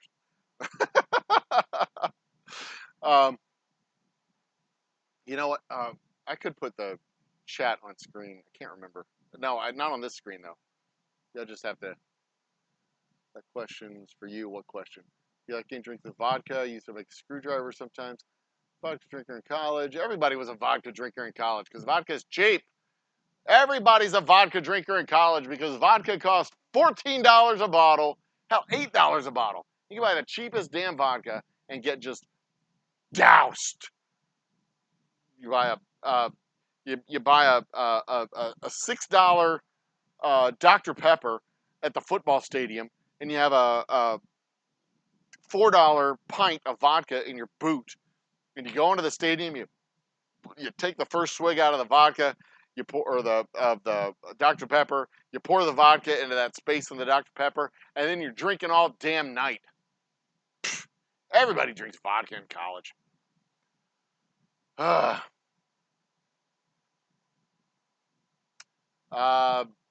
Some columns still rums. Some columns still. All right, where are we? My chat just updated. Alcoholic White Claw. Let me move back further up here. Questions for you. Vodka tonic drinker in college. Mule. I would drink gin and tonics when I was at the bar. I need to get some ice. I would drink gin and tonics when I would go to bars and not want to drink. When I wanted to be sober, when I wanted to have a sober night, I would go to bars and drink gin and tonics because I could always alternate between the gin and tonic and just tonic and tonic. So I was that guy who was walking around with a gin and tonic that wasn't always a gin and tonic. And that was my way of drinking with everybody, but not actually drinking anything with anybody. So yeah, I wasn't a vodka drinker. I was a gin and tonic, a gin drinker. And fun fact about the gin and tonic, every civilization in the universe has independently come up with a drink called, phonetically, the gin and tonic. Whether it was a gin and tonic that would knock you out from a distance of 15 feet, or a gin and tonic that was basically room temperature tap water. Fun. That is a fun fact about the universe that most people don't know. Oh, God, that is a hell of a drink. And that's without lemon. And typically, a highball is made with lime, but we make our highballs with lemon because of the temperature. A lemon makes a more refreshing drink. Lime is more tart. So there you go. And me personally, I don't like ginger beer, so I've never enjoyed a mule of any sort. Whether it be a whiskey mule, which we call a wildcat, or a vodka mule, or Moscow mule, or Kentucky mule, or whatever mule it is. I don't like ginger beer. I think it tastes like shit. So, anyway, it's interesting about distillation. You could educate in a live stream happy hour giving examples using the plates on the still. I will probably do that, Steve. That's a good point. I'll probably do that very thing this winter when it's a little bit cooler in here, because, I mean, those things run at like 250 degrees, 200, 300 degrees, because they're steam jacketed pots. So those get hot. So doing it in the summertime sucks, but running my still, maybe even running the baby still, but to do that, I also need a better rig, because I'm going to be moving the cameras around. Maybe I'll have the camera set up on the plates. Maybe I'll do something like this, where I have me on camera and the other camera on the plates, because I do have a couple of very cool projects that I'm going to be working on that will be released in October, November, and December. We have our white line of liquors. There will have a set of flights that you could buy. You could either buy the brown liquors or the white liquors. They'll be on separate flights, but equal. Sorry. Okay. I'll only make that joke like 10 more times. We'll have a big sign out front though with a big arrow pointing this way, and we'll light it on fire. It'll be like a big pole with the arrow pointed this way down at the distillery, and we'll light it on fire so you'll be able to see it from the highway, pointing over here where the white party is, the white linen party. Yeah, for releasing of the white liquors. Okay, stop it. Enough. Um, we won't be doing that. They are clear liquors, not white liquors. And true story. When I first started thinking about vodka, gin, and absinthe, I was calling them white liquors because they weren't being, because you have your white rums and white bourbons or white whiskeys. Whiskey that's unaged is considered a white whiskey. You have white rums and spiced rums, aged rums. So I was thinking, this is my white liquor line. The unaged liquors that are coming out, they're my white liquors.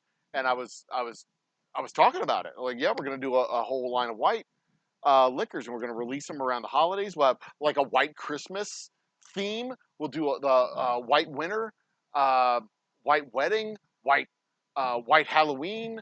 We'll do this whole like series of white events, and we can advertise them, and then we can do like a white linen party, and do a thing where we can have our whiskey flights, and then we'll have our white flights, and then I heard it. That's when I heard it, when I said we can do our white flights. I'm like, oh, damn. That's, I should probably come up with a different, like, adjective that has the same meaning but a different connotation, doesn't carry the baggage. So yeah, so we're going to do a clear liquor line, unaged clear liquors. And we'll do a clear flight, not a white flight. Can't get the white flights in the inner cities. God damn it. Fucking racism ruins everything. Anyway, intentionally or not, ruins everything. Okay, ginger beers are typically non-alcoholic. That is correct. Sunflowers. Ginger beers are typically non-alcoholic. I am at 12:23 in chat, and it is 12:37. I'm only 15 minutes behind in chat. What do you think of non-alcoholic White Claw? Non-alcoholic White Claw defeats the purpose of White Claw. White Claw should have a little bit of alcohol in it. I mean, that's what White Claw is. It's a low alcohol drink. So, yeah. Who's that? Marcia. Marcia's in the house. Cheers, Marcia. Um, I don't think much of White Claw. Honestly, I don't think much of it at all. So, yeah, for what that's worth. I'm gonna pop out the chat window. Tuesday nights are a good night to do live streams, it seems. I'm popping out the chat window so I can see it easier, and OSB is being finicky on me.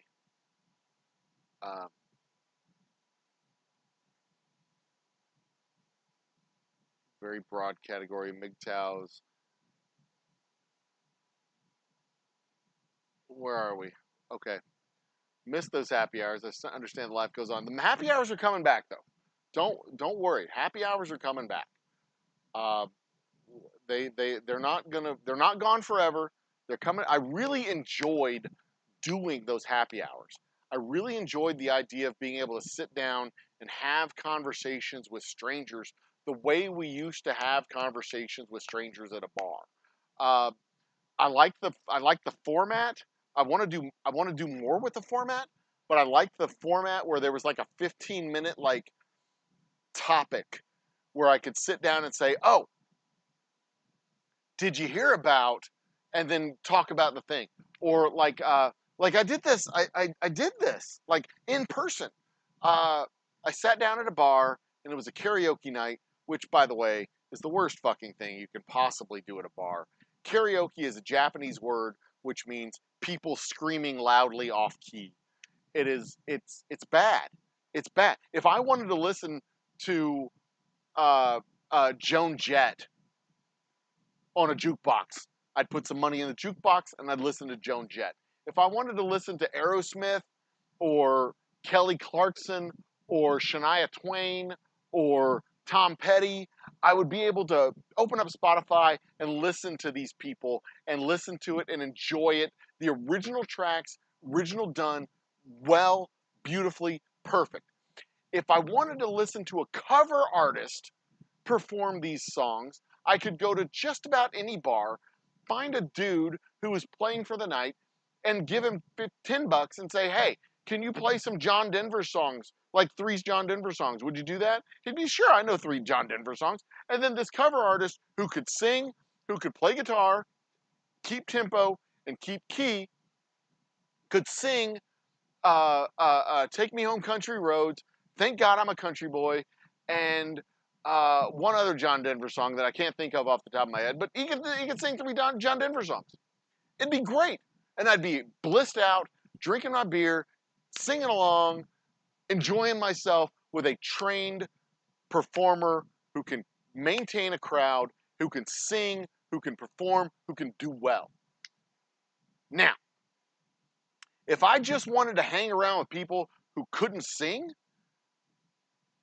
I'd sit at home with my family. They can't sing. And we'd turn on some songs on the TV and we'd listen to these people, me and my wife and my 3 boys, hollering some 1980s song badly. We could do that. It'd be great. It's fun. But I do not need to hear Janet get up at the microphone and sing a song to her ex-boyfriend with all the emotion and all the energy and all the sadness that her heart can muster off key without hitting any of the notes. I don't need to hear Janet do it. I don't need to hear Janet going through shit. I do not need to hear Sweet Caroline 55 times a night. I don't need to hear any of that shit.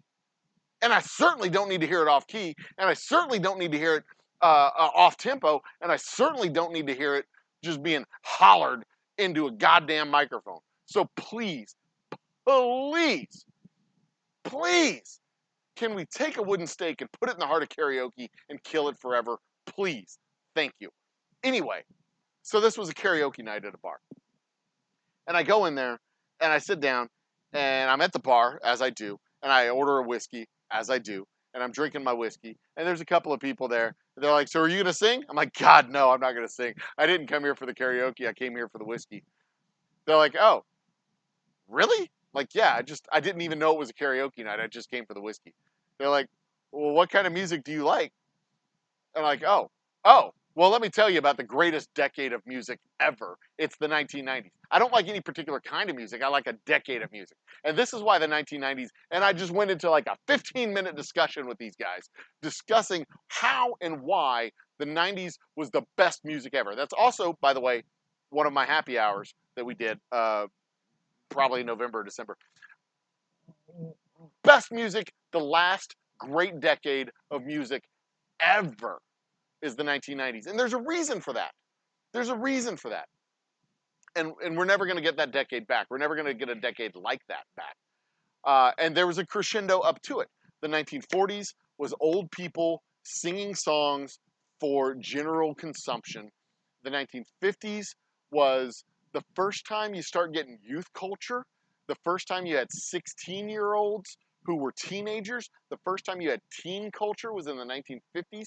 And the 1960s is the first time you had teenagers making music, singing music publicly for teenagers to consume. The 1960s was a very pivotal moment in music history. It was a great, vast, wide open field where for the first time ever you had teenagers making entertainment product for teenagers to consume. And this all culminated in 1969 with Woodstock. And then in the 1970s, you have these guys from the 1960s making their second and third album. The 1970s is the monetization of the 1960s. The 1970s is when the music companies started trying to corporatize the movement of the 1960s, the rock and roll of the 1960s. And then you started getting more polished performers. You started getting more corporate performances. You started getting more national acts and more national tours, but you still had this wide cornucopia of music in the 70s, and that is when disco started to emerge out of the gay and black subcultures of music and entertainment. And then you get into the 1980s,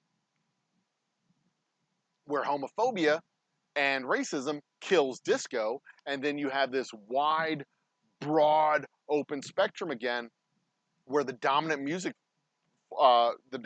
pattern gets demolished, and then you basically have disco groups converting into heavy metal groups.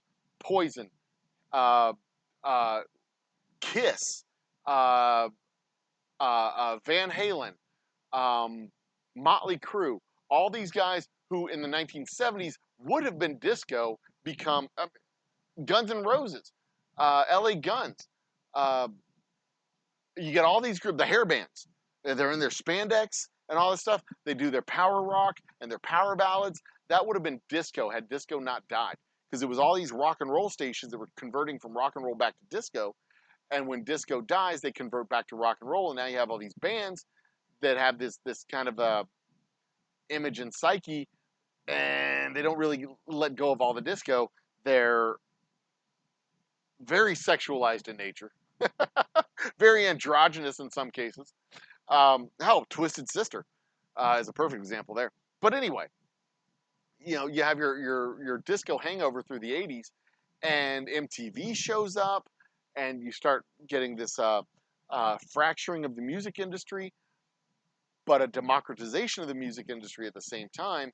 And then in the 1990s, you have this confluence of production, producers of music, suppliers of music, consumers of music, and access to markets in a way that never happened before.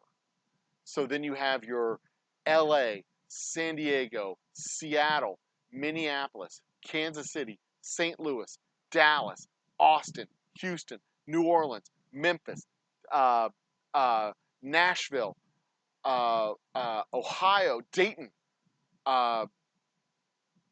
Philly, Washington, New York, Jersey, Boston, Orlando. You have this huge, Muscle Shoals was still a thing.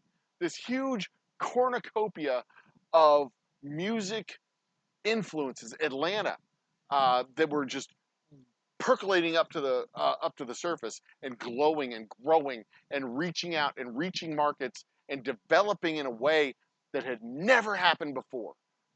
And then you have all these different styles of music that are showing back up, like swing and heavy metal and rock and ska and grunge and country and folk and Texarkana, uh, uh, Western rock, Eastern rock, East Coast rap, Philly, hip hop, R&B, the boy band sounds down in Orlando, Atlanta rap, Houston turned and screwed. Ugh, I don't like that at all. But the Houston rock scene, the Houston rap scene, we had 3 different scenes in the city of Houston, all by itself, between country, rock, and rap. Oh, it was an amazing decade for music. And then the federal government dropped the regulations on radio stations owning a certain percentage of the market, and you had this national consolidation of radio stations and a national consolidation of music, and the rise of 3 or 4 major radio station corporations, and the death of music in general. And then instead of regional sounds, you have national sounds, and you have a local music scene, you have a regional music scene, then you have a national music scene, and the local and regional music scene is a much smaller part of the entire thing. And if you want to be big, you plug into the big groups and you become big and you become homogenized. They teach you how to be a national act. They give you a persona. They give you a budget. You do a big national tour. You become a thing. You become a product. They chew you up and spit you out. And it's just, it used to be a thing, but now it's a commodity and it's sad. I don't know if we'll ever get the 90s back the way they were, but that's why the 1990s was the greatest. So if you ask me what kind of music I like, there's not a genre that I consume, because how do you describe a genre that includes Boyz II Men, King's X, Guns N' Roses, and Willie Nelson? What is that? That's the 1990s, is what that is. That's not a genre. That's a decade, and that is just chef's kiss of music. Anyway, but yeah, we're gonna bring those happy hours back, because that's a topic from a happy hour, and that is literally what I talk to strangers about at bars. When I talk about God, I talk about music from the 90s, baby. You want to talk about how we know that Sasquatch doesn't exist? How to prove a null. How to prove the null. That's a whole topic by itself. Be like, I gave that discussion at a whiskey tasting event, at a whiskey competition. We go to this whiskey competition. I'm passing out samples to everybody. My thing comes up where you have a whiskey talk. My whiskey talk, my official title, was the relationship between rye whiskey and IPA beer, which was fine. It was a fine talk. But what they asked me originally was, would you like to give a talk on any topic you'd like to talk about? Like any topic? And I'm on the phone with this lady, and she says, the pause that she gave me after I said any topic was as pregnant as the Octomom was before she dropped her 8 screaming spawns out of her cooch. And she broke the silence and she said, well, we'd like it to be a whiskey topic. I'm like, oh, okay, well, I could do a whiskey topic, but, I could also talk about how we know Sasquatch doesn't exist. She's like, that sounds interesting, but probably stick to a whiskey topic. I'm like, okay, I'll give you a whiskey topic. So I give my whiskey talk. There's like 8 people in the room. It was a sparsely attended thing. And I said, okay, I'm done with the whiskey talk. But what I wanted to talk about was how we can prove that Sasquatch doesn't exist. Do y'all want to hear that talk too? And they're like, yeah! And they all like moved into the middle. So, like the whole point of the talk is that you can prove a null. You don't have to look under every single rock, right? Like we know how to do sampling. This is a scientifically proven field of expertise.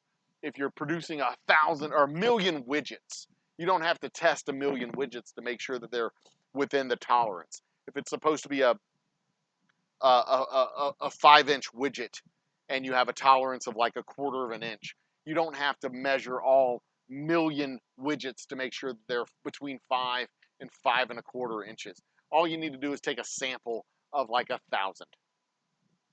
And there's a reason why it's 1,000, but you take a sample of 1,000 and you measure the variance, and the variance is going to be between 4 3/4 and 5 1/4, and the variance should be between that, and you're satisfied with that. And you're going to have a normal standard deviation curve.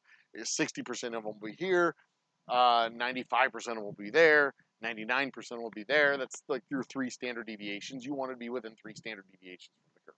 That's how it's done. That's how it's done. If like your curve flattens out, then that your deviation is becoming broader than it should be. That's how we do this stuff. And that's measuring for a null. If it's within the curve, you don't need to measure every single one of them to make sure you can say, okay, they're within tolerance, we're good. Now, when it comes to stuff like Sasquatch, like we don't have to look under every single rock, right? Like we can make deductions. First off, we can like do this sample area. They don't exist there. Okay, let's move on to this sample area. They don't exist there. If they don't exist here, they don't exist there. They don't exist there. They don't exist, right? Like you do enough samples where they don't exist, boom, they don't exist. That's how you can know for sure without examining every square inch of every piece of land in the entire universe. But you can also, like food sources, look for food sources, look for scat, look for habitats, housing, bedding, fur, skeletons. You can look for all kinds of stuff that show signs that they don't exist. And like the 2nd and 3rd level evidence of existence, if that doesn't exist, they don't exist. And you can count on 0 fingers the number of pelts from a Sasquatch that people have recovered. You know how many dead birds I've seen in my lifetime? More than I can count. I've created some because I hunt. But I know deer exist because I've seen dead deer. I know armadillos exist because I've seen dead armadillos. I've also seen live armadillos. I've also seen live deer. I know raccoons exist. I've seen dead raccoons. I've seen live raccoons. I know China exists because I've seen people from China. I've seen Chinese people. I know Sasquatch does not exist because I've seen no evidence whatsoever that suggests that he has, ever. So, there you go. That's another topic to be had, which is so much fun. Anyway, okay.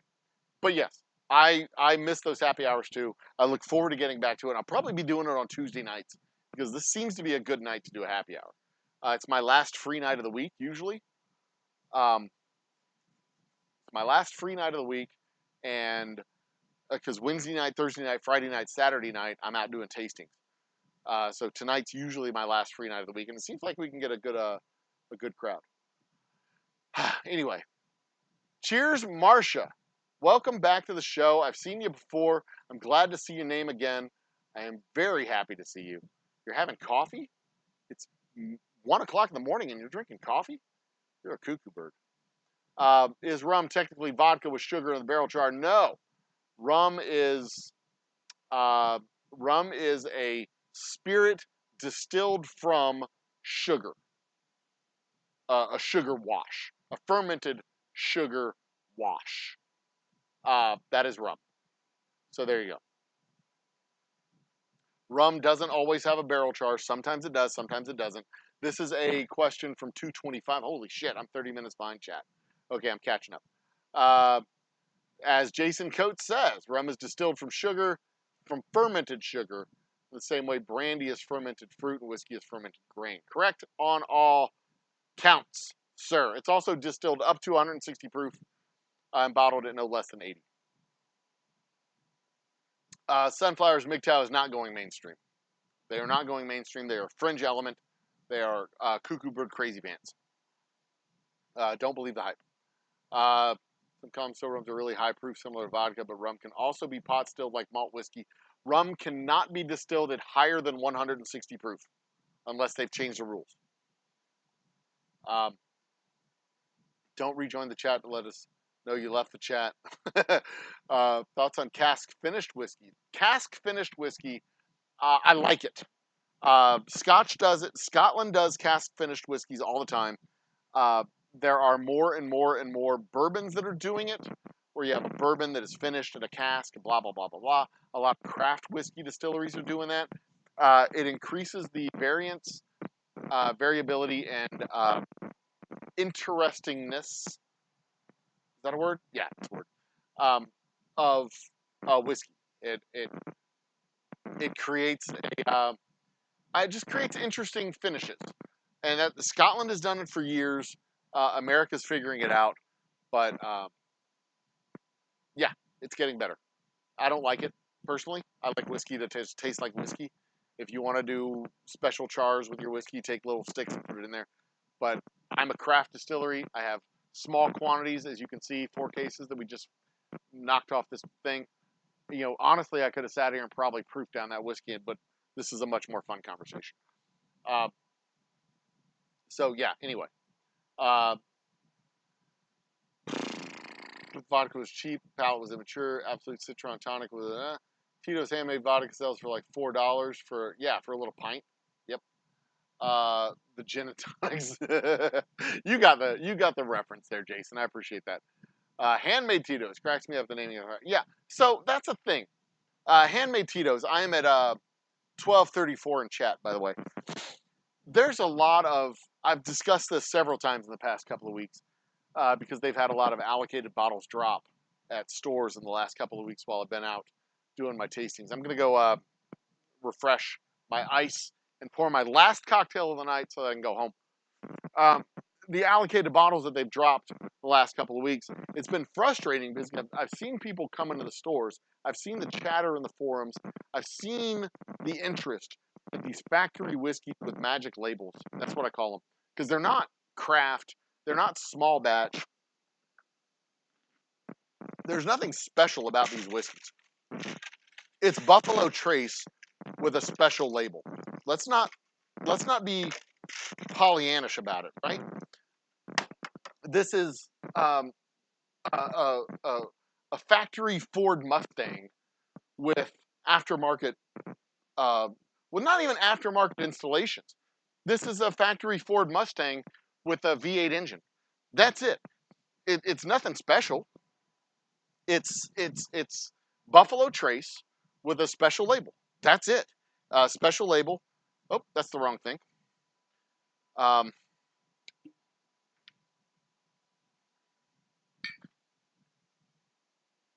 That's a heavy shot pour. But all it is factory whiskey. It's factory whiskey with an artificial artificial rarity attached to it. This shit is not special. It's not magical. It might be a high proof, but these dude bros are going into the liquor stores with their phones like this. They're going to liquor stores like this, looking for the label that they're supposed to find. And then they go up to the manager and they just do that and they hold it up. And it's like, you're walking past a craft whiskey maker right here. I sell less than 100 cases a month. They allocate 1,000 cases a month to these fucking stores. You could go to the store and count the number of cases they've sold in the store. There's New Riff right there with 1, 2, 3, 4, 5, 6, 7, 8, 9, 10, 11, 12, 13, 14. Double count it. That's 28 cases right there. New Riff? And they're a craft distillery. They got 28 cases. There's 250 of this store in the state of Texas. 28 times 250 is more than I make in a year. And you're trying to tell me that that's some kind of magical craft whiskey? They get their product sourced from somewhere. And they're well financed, And they have a huge marketing budget because you think they're some kind of special magic craft distillery. They're not some special magic fucking craft distillery. They're a fucking factory distillery. Same thing with Tito's. Tito's is out here saying we're handmade. They sell 1 billion bottles of whiskey a year. 10 million, whatever. You can't handcraft 10 million bottles of whiskey. You know how hard it is for one person to handcraft a pair of hands to handcraft a bottle of vodka? Shit. That is a whole fucking factory. And it's not even the largest factory in the state of Texas. The largest factory in the state of Texas makes whiskey. Tito's is not the largest factory in the state of Texas, which means they get their vodka from somewhere else. But they have a little still on site.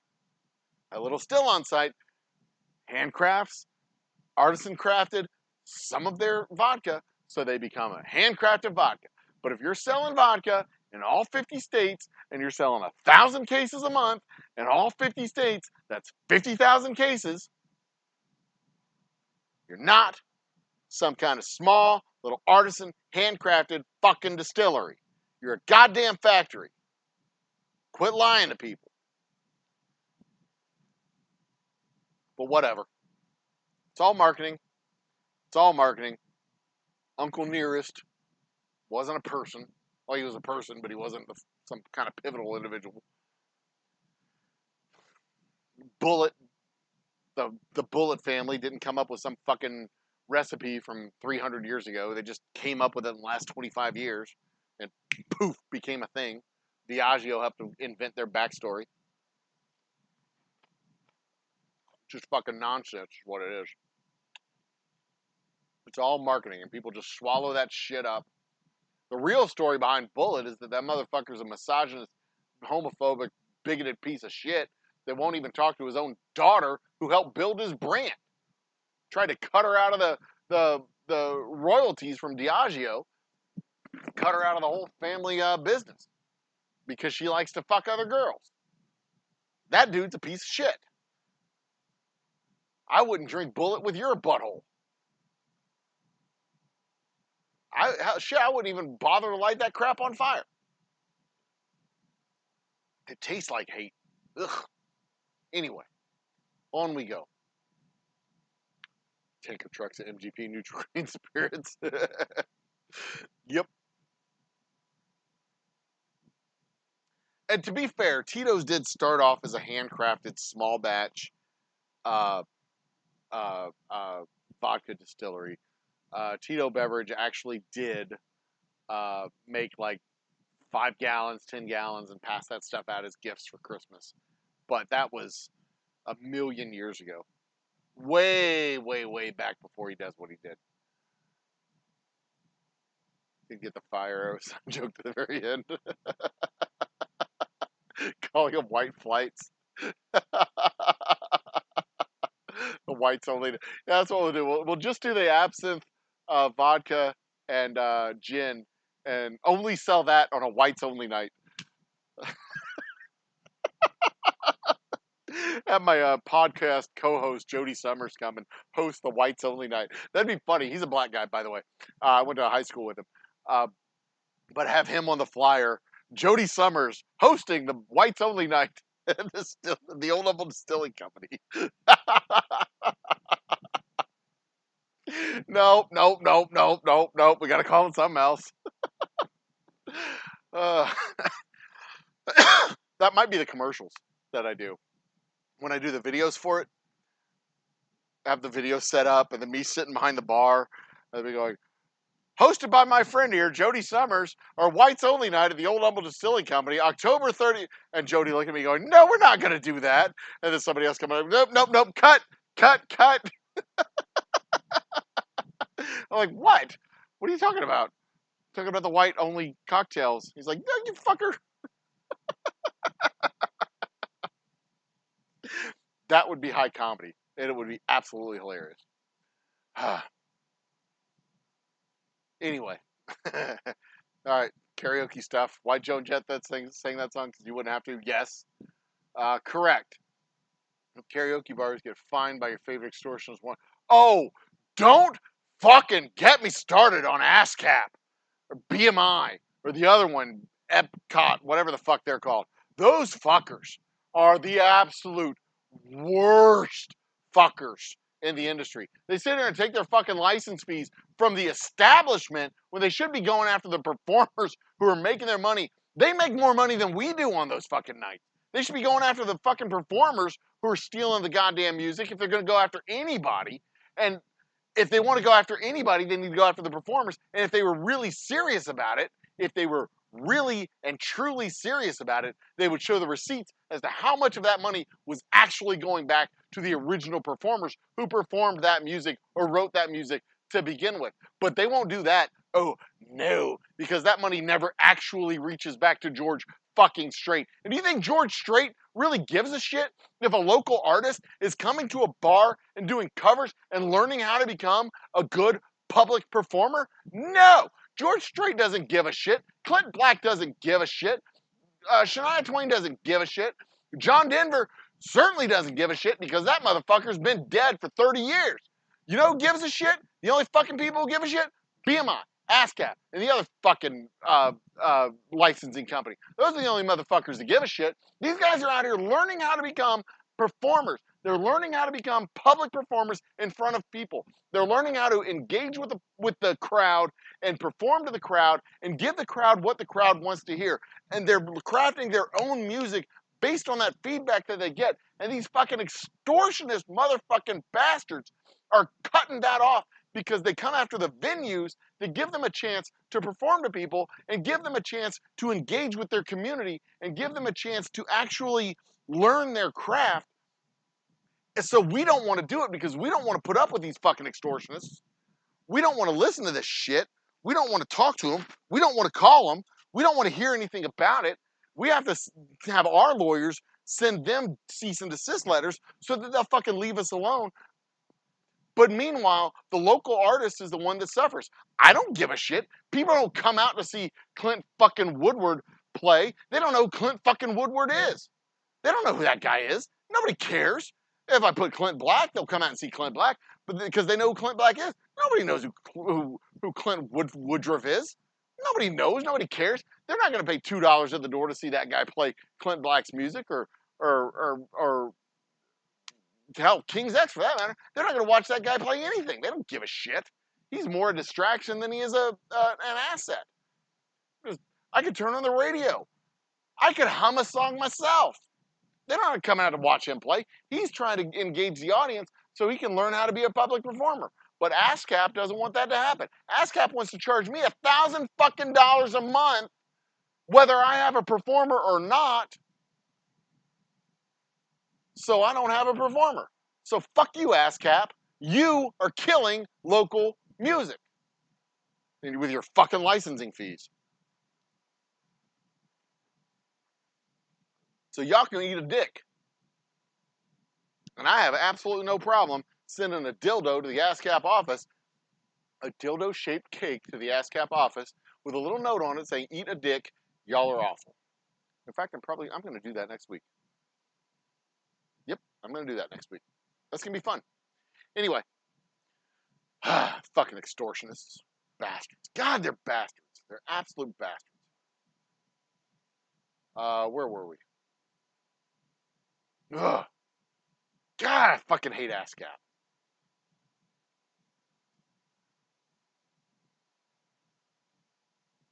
Anyway, God, that pissed me off. This is legitimate fucking anger. Those fuckers piss me off. Because when you raise the question to them, when you give them any fucking feedback, they go into their fucking bully extortionist mode. They go, what, are you too cheap to pay your fucking fine? Pay your fucking fee? You know what? Fuck you. That's what's going to happen. Just fuck you. Take your dick and pull on it as hard as you can. And you pull on it as hard as you can and stretch it out as far as you can. And then take it and pull it around the back and shove it up your own ass. Fuck yourself. Oh, those guys are the worst. God damn, I gotta cool off. What do I gotta think about to cool off? Oh, Bluebell ice cream. Bluebell ice cream is made right up the road in Brenham, Texas. Bluebell was only ever distributed in the state of Texas. It is the best ice cream you will have ever had. Bluebell is the best ice cream in the country. That's how they used to describe themselves. But you couldn't get it in Louisiana. You couldn't get it past San Antonio. You know why you can't get it past San Antonio? Because it melts. They would deliver it to San Antonio, and that's as far as it would go. It would go from Brenham to San Antonio. If you wanted to get El Paso and Bluebell ice cream in El Paso, fuck you. Couldn't have it. Dallas, San Antonio, Houston, that's where they distributed to. Lubbock, no, you didn't get it. You did not get Bluebell ice cream in Lubbock because they didn't have refrigerated cars that would make it all the way to Lubbock or El Paso. Now, into the 80s, yes, you did have refrigerated cars that would bring it into El Paso and Lubbock, but that wasn't until the 1980s. Bluebell's been around for years, decades before the 1980s, and they were billed as the best ice cream. Where you live, you've probably never had Bluebell ice cream because it wasn't national, but it's the best ice cream in the country. And what they would say is, we eat all we can, we sell the rest. And it was amazing. It is amazing ice cream. And a few years ago, they had a salmonella outbreak in the Bluebell factory, and they had to lay off everybody and cut in production of Bluebell. And everybody just lost their collective fucking mind like they were making cancer medication. It's just ice cream, but it is the best fucking ice cream. Bluebell homemade vanilla tastes like homemade vanilla ice cream. And their cookies and cream does not get matched by anything. Bluebell. God. Best ice cream in the country. Bluebell, the best ice cream in the country. Ah, God, takes me back to a simpler time. Anyway. All right. So where were we? That centers me. When I get my fucking ire up about the world, Bluebell. Just zen. It's like that cotton fabric of our lives. Cotton.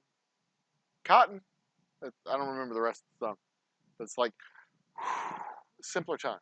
You know, the things that just make you happy. The feel of the cotton fabric on your skin. The feel of Bluebell melting over your tongue. It's just a good time. Just a good time. You can't beat the simple things in life. A good whiskey, a little bit of ice, nice campfire. That takes me back.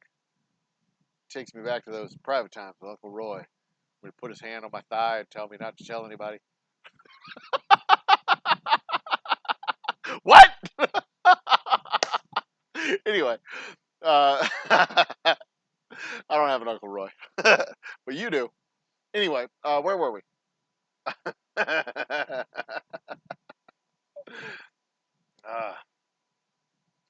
Yeah, the 90s was the 60s 2.0. That's a really good description of the 90s. It was a remarkable time. Technology was changing. That's when the internet was invented. That's when the World Wide Web was invented. That's when email was invented.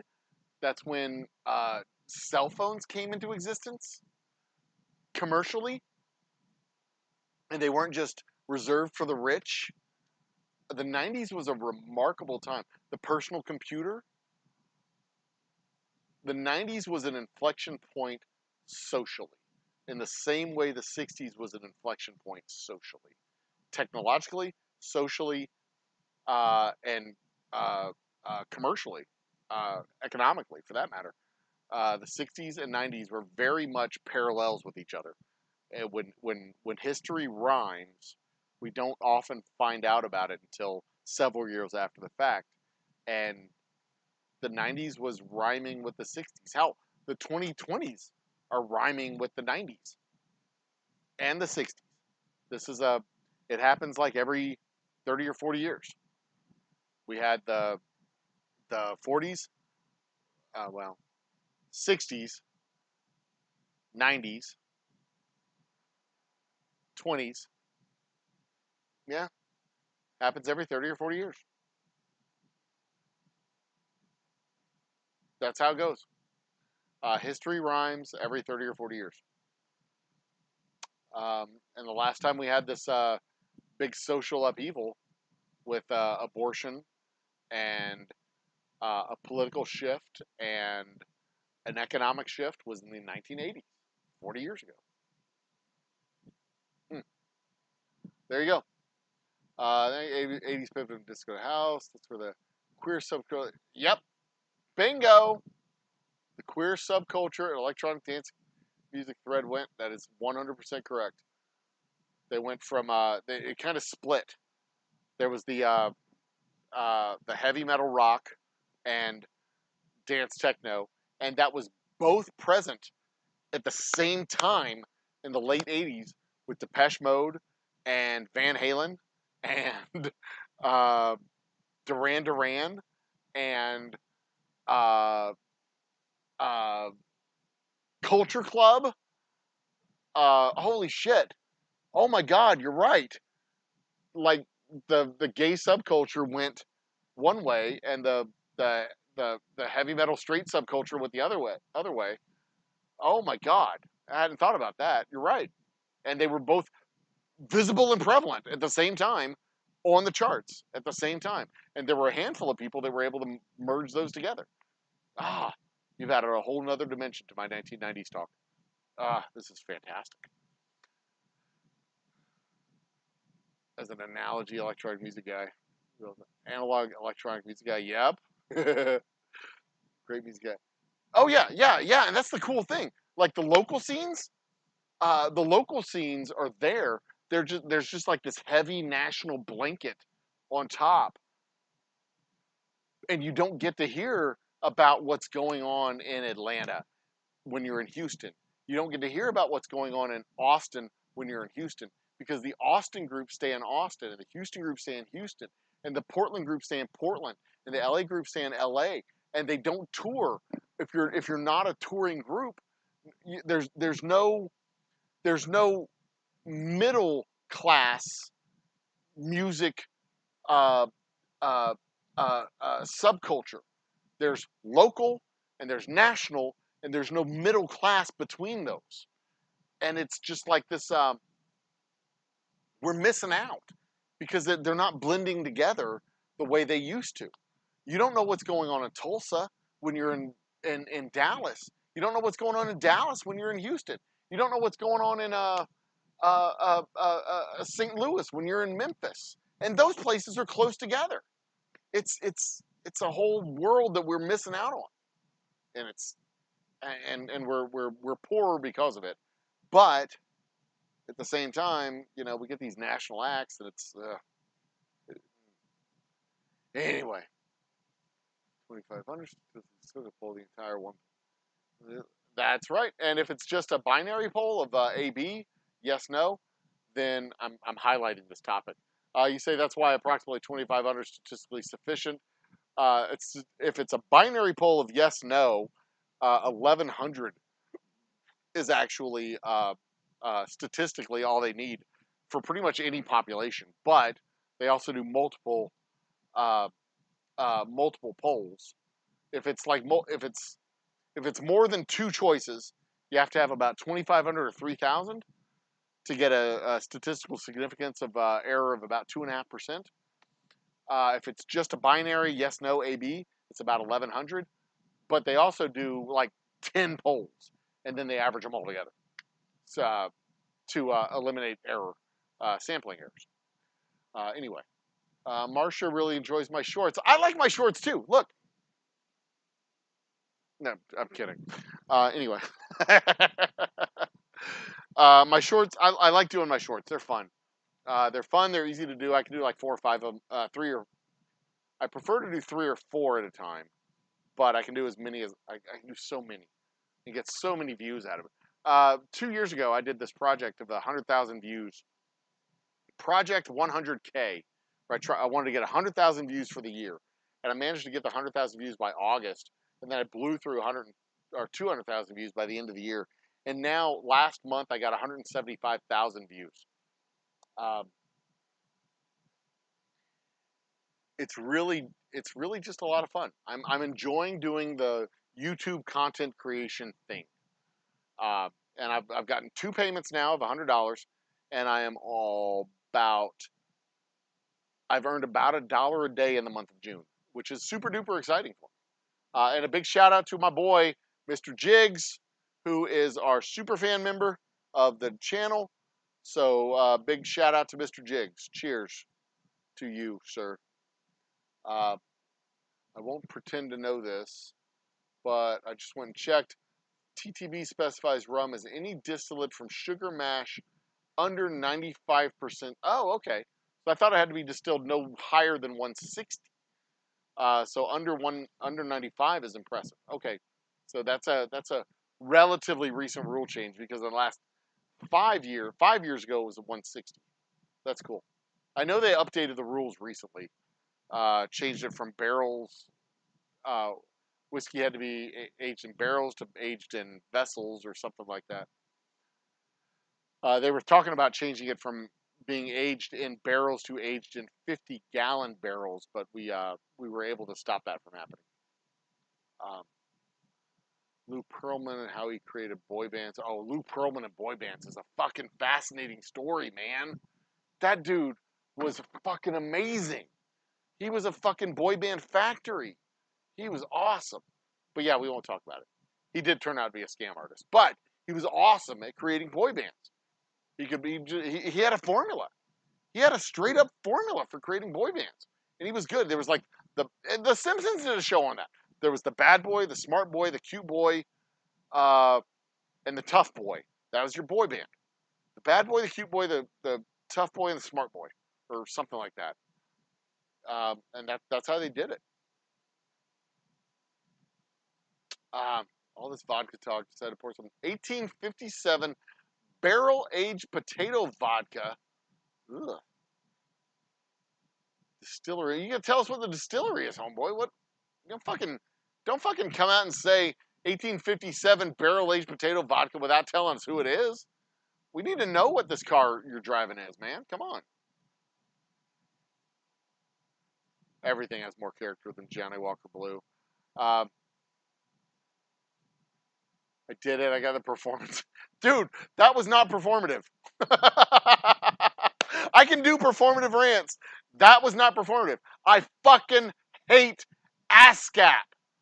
I am going to buy and have delivered a dildo cake to ASCAP with the note, y'all can eat a cock. We're going to fucking do it. We're going to fucking do it. I'm going to do it on camera, and I'm going to make a goddamn video out of it. I wish I could be on the other end, of all the people who should eat a cock. ASCAP. Fuckers. Fabric of our lives. Yep. And why do I remember that? Fun ASCAP going to have to remember that spelling for the next time he needs to rant. Every other generation. Yep. Gen X, for the middle children of history. That's what we are. We tried to play by the rules. We tried to play by boomers' rules, and then everything fucking changed right under our feet as the boomers started to retire. They were like, oh, no, no, no. We need low interest rates. We're all like, well, what the fuck's that mean for us? Oh, it means you're going to have a stock market skyrocket. We're like, okay. So our pension funds are going to be good? And they're like, no, no, no, no, no. You're not going to get pension funds. You're going to get 401ks. Like, so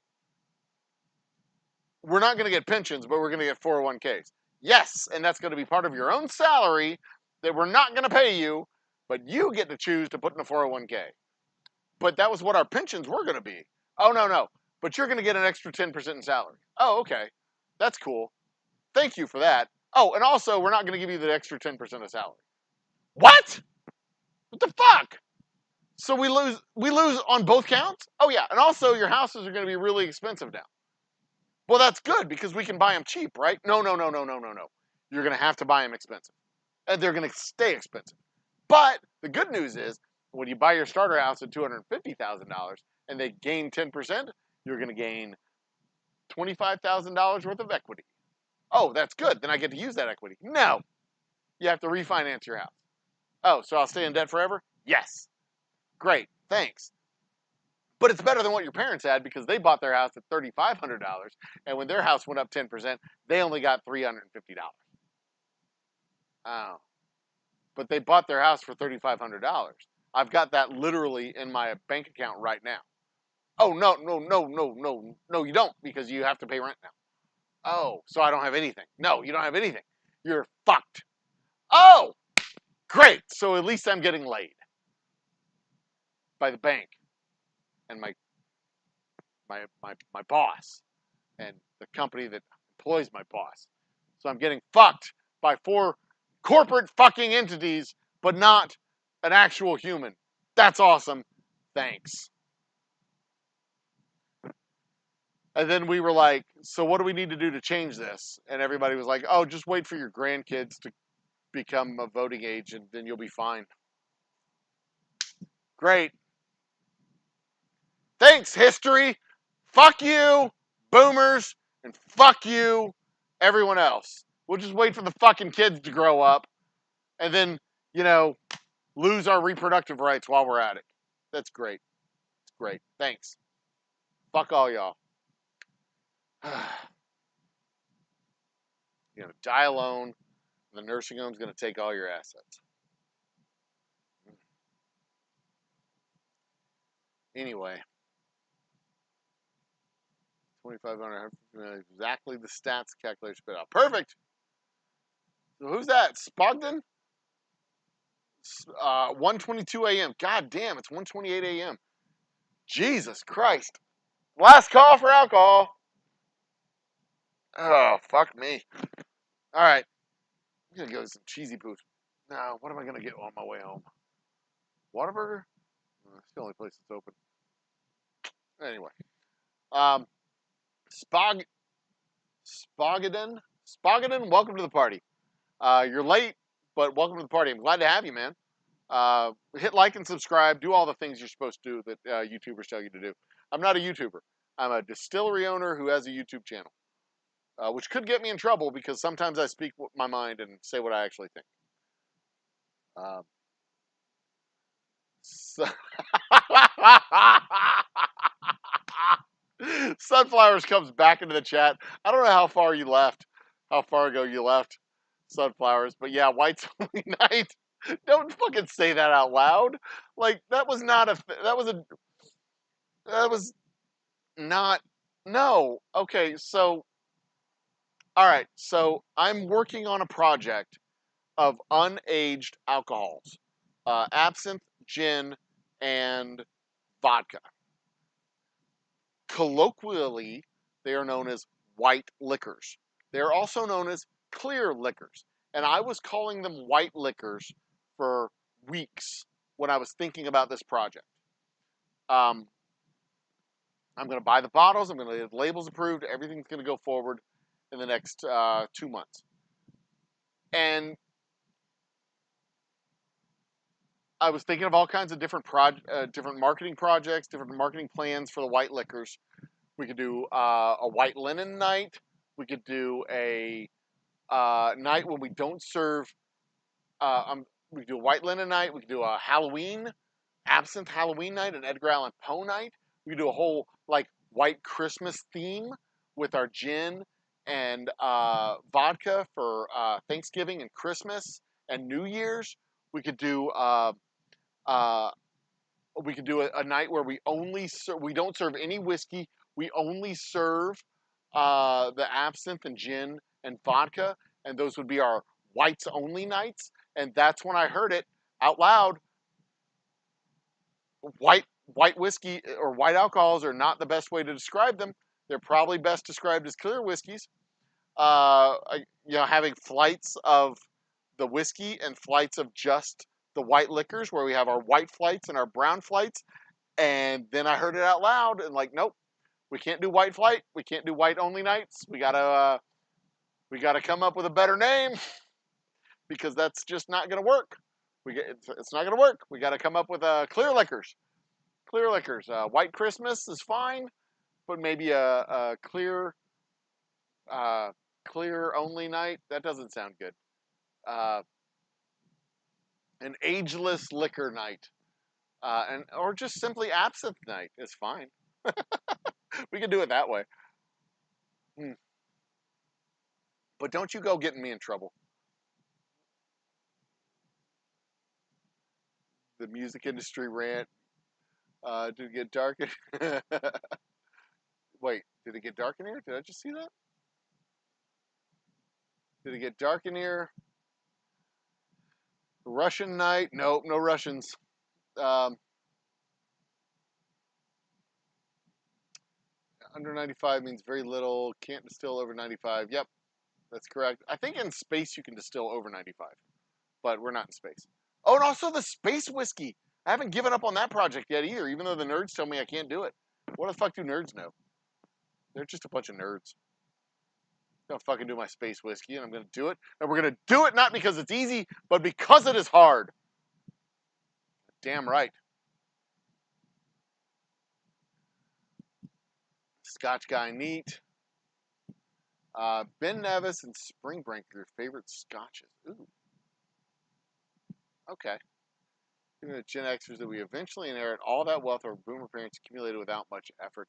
Well, you would think that, Jason, except this is our lament. This is the Gen X lament, is that most boomers are living long enough to consume most of their own resources. And the way the economy is set up is that when the boomers start to die, when things start to go bad, when systems start to fail, they start to cascade.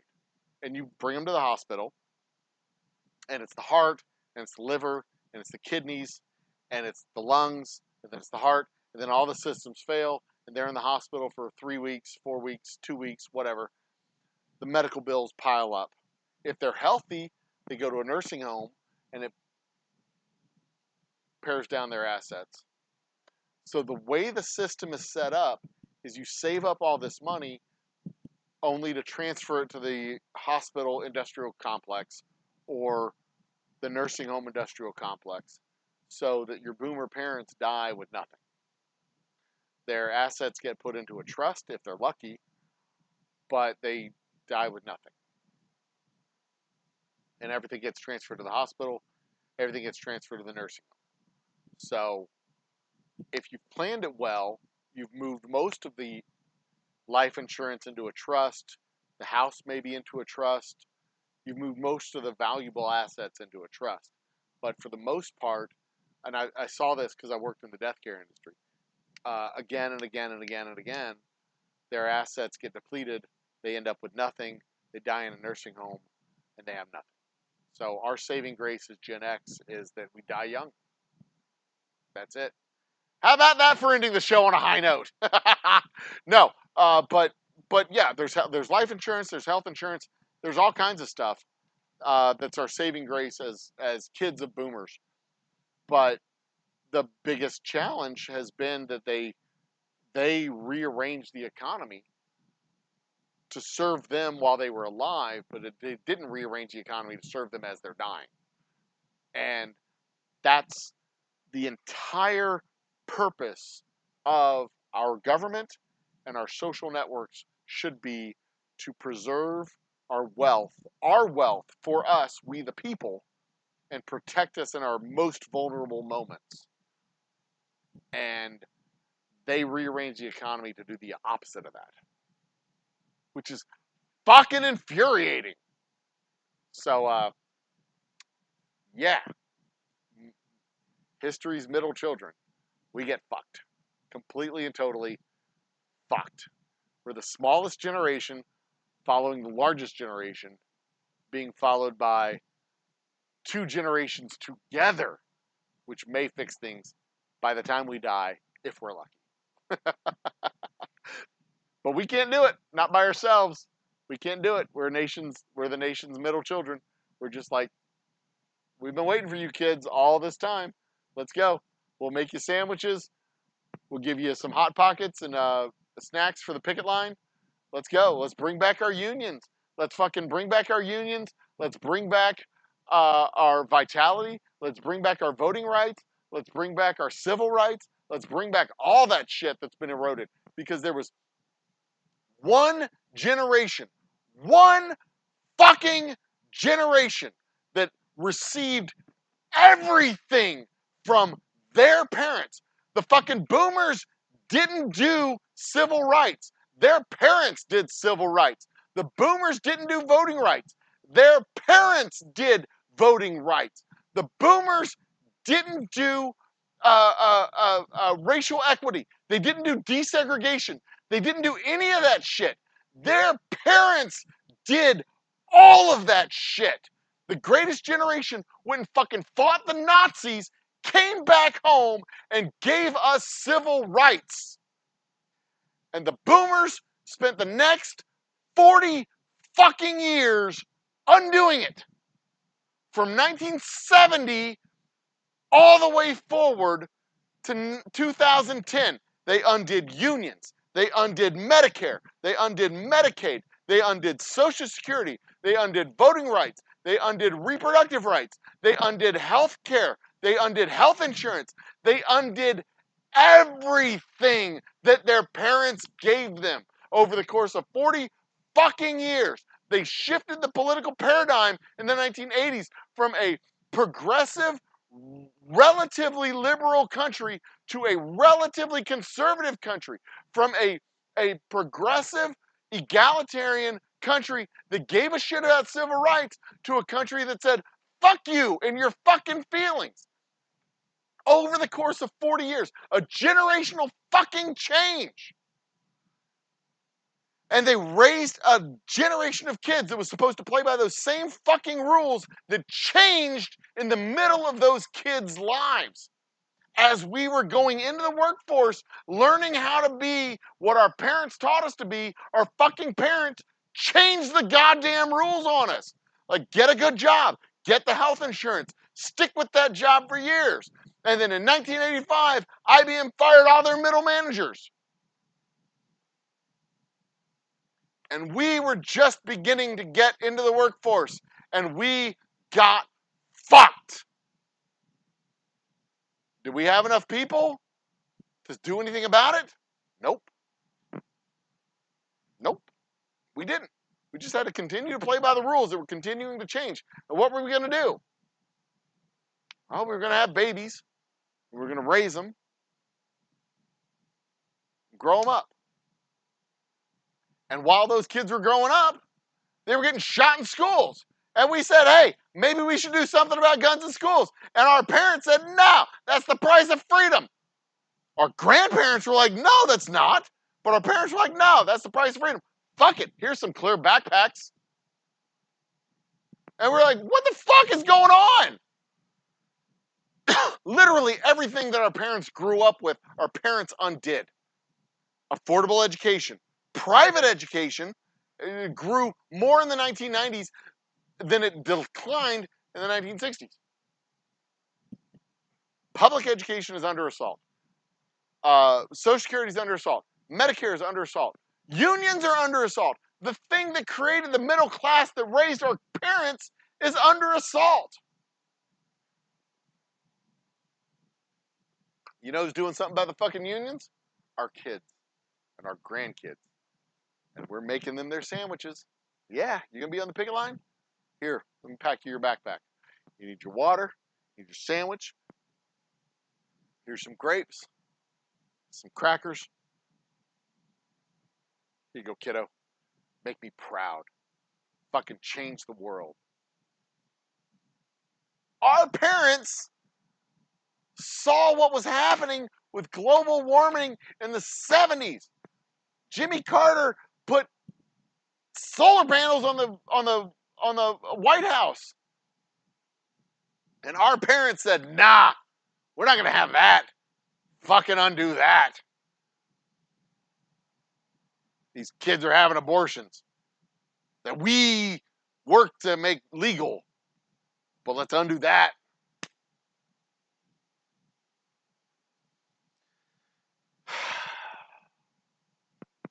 History's middle children.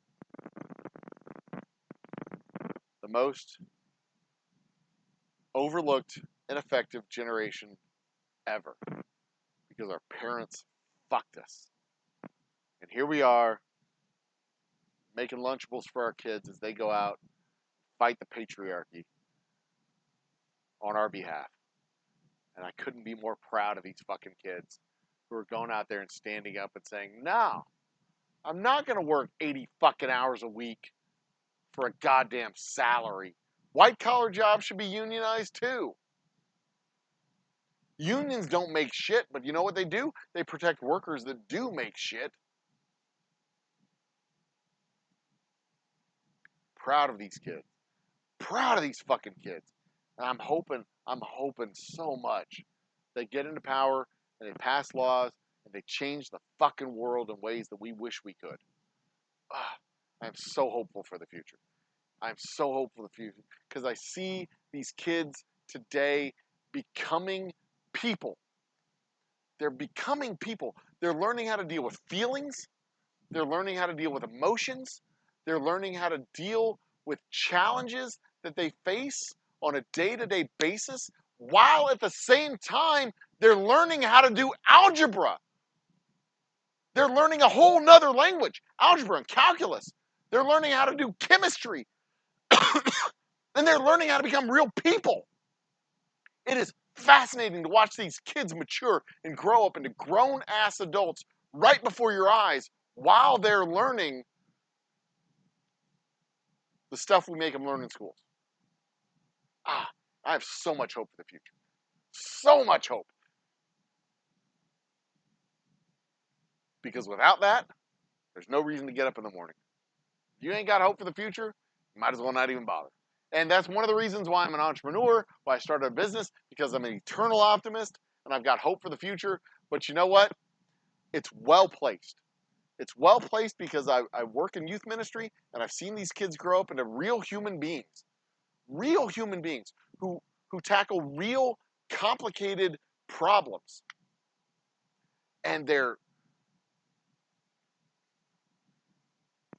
just amazing creatures.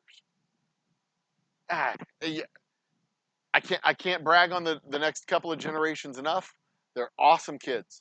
And they give me hope for the future. And that's why I do what I do. Because my hope is that I leave a world for them that they deserve. And that's one of the reasons why I'm so fucking pissed off at the generation that came before me. Because they didn't. They've left us with shit that we have to fix. I don't want to leave my kids and my grandkids with shit that they have to fix. I want to leave them with shit that they can take, pick up, and carry forward, just like my parents had. I want to leave them with a thing that my parents had that they can pick up and carry and bring forward. My parents were good folks. My parents' generation was a shitty generation. That's why I have hope for the future. So if you ever ask me, if you ever want to know, you're going to get an earful about how awesome these kids are because they're great fucking kids. They think the world revolves around them. They think the axis of the earth goes right through their head and out their butthole, and it doesn't. But, they're amazing human beings. And I love every second interacting with these kids. So there you go, kids. Make a world that's better than what you found it. Do it for your kids and your grandkids and your kids' grandkids' kids. Kids, grandkids, kids. Yeah, that sounds right. So there you go. I'm officially out of alcohol. Well, out of cocktails. What type of short am I wearing? These are just general athletic shorts. White's only night speaks to my point about context being very important. Ladies' nights, screw men. Well, you know, Sunflowers, you don't know what I do on my spare time.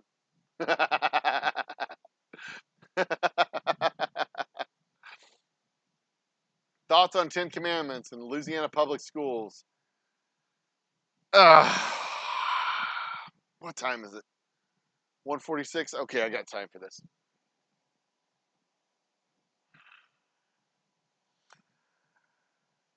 10 Commandments.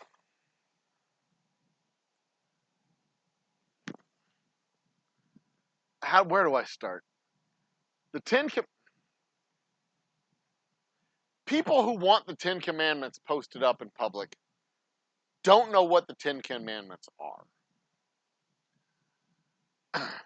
They don't know that Jesus didn't say the 10 Commandments. They don't know that our laws are not based on the 10 Commandments. They think they are, but they're not. The 10 Commandments are make no idols, honor no gods, don't covet your neighbor's ass, don't commit adultery, don't commit false witness, honor your mother and father, and 4 more that I can't remember. And I work in the ministry and I can't fucking remember all 10. Because we don't fucking follow the all 10. There are only, don't commit murder. I think that was one of them. Yeah. So there's like 3 more. I don't know if I mentioned that one. But there's only one law in the 10 Commandments, or one statement in the 10 Commandments that is coveted in law. Don't commit murder. Adultery is not illegal. Coveting is not illegal. Idols are not illegal. Honoring other gods is not illegal. Bearing false witness is lying, but that's only illegal if you're under oath. Perjury. I can lie. I'm 12 feet tall. And I'm fairly certain that the other 3 are not illegal. They're not laws. People who say our laws are based on the 10 Commandments don't know what the 10 Commandments are, they don't know what our laws are, and they're all full of shit. Now, that said, the Beatitudes that Jesus actually said in the Sermon on the Mount, that should be posted on the walls. Blessed are the meek, they shall inherit the earth. Blessed are the peacemakers. Blessed are the generous, blessed are the loving. Those should be posted on the walls of schools. That teaches people how to be good people. Jesus taught us how to be good people. The law taught us what not to do. The law taught us, in fact, the law doesn't even tell you you can't do it. It just says you shouldn't do it. Thou shalt not bear false witness. Thou shalt not honor other gods. Thou shalt not commit murder. And it doesn't even say you shouldn't commit murder. It says you shouldn't kill other people in a fit of passion. We'll let that sink in for a second. You should not kill in a fit of passion. Which means it's fine if you're in the army to kill the opposing side because you're not in a fit of passion, you're following orders. It means if you're a hired killer, it's fine. Because it's analytical. You're just doing what you're supposed to do.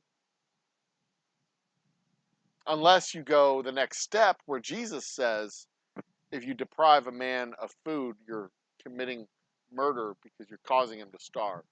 If you burn a man's fields, you're causing him to starve. If you're taking away his resources, you're causing him to starve. Anything you do to these little children, you do to me. Jesus carries it the next step further, that if you commit murder in your heart, you commit murder. Jesus doesn't go by the 10 Commandments. Jesus takes the commandments and says, that's a good start.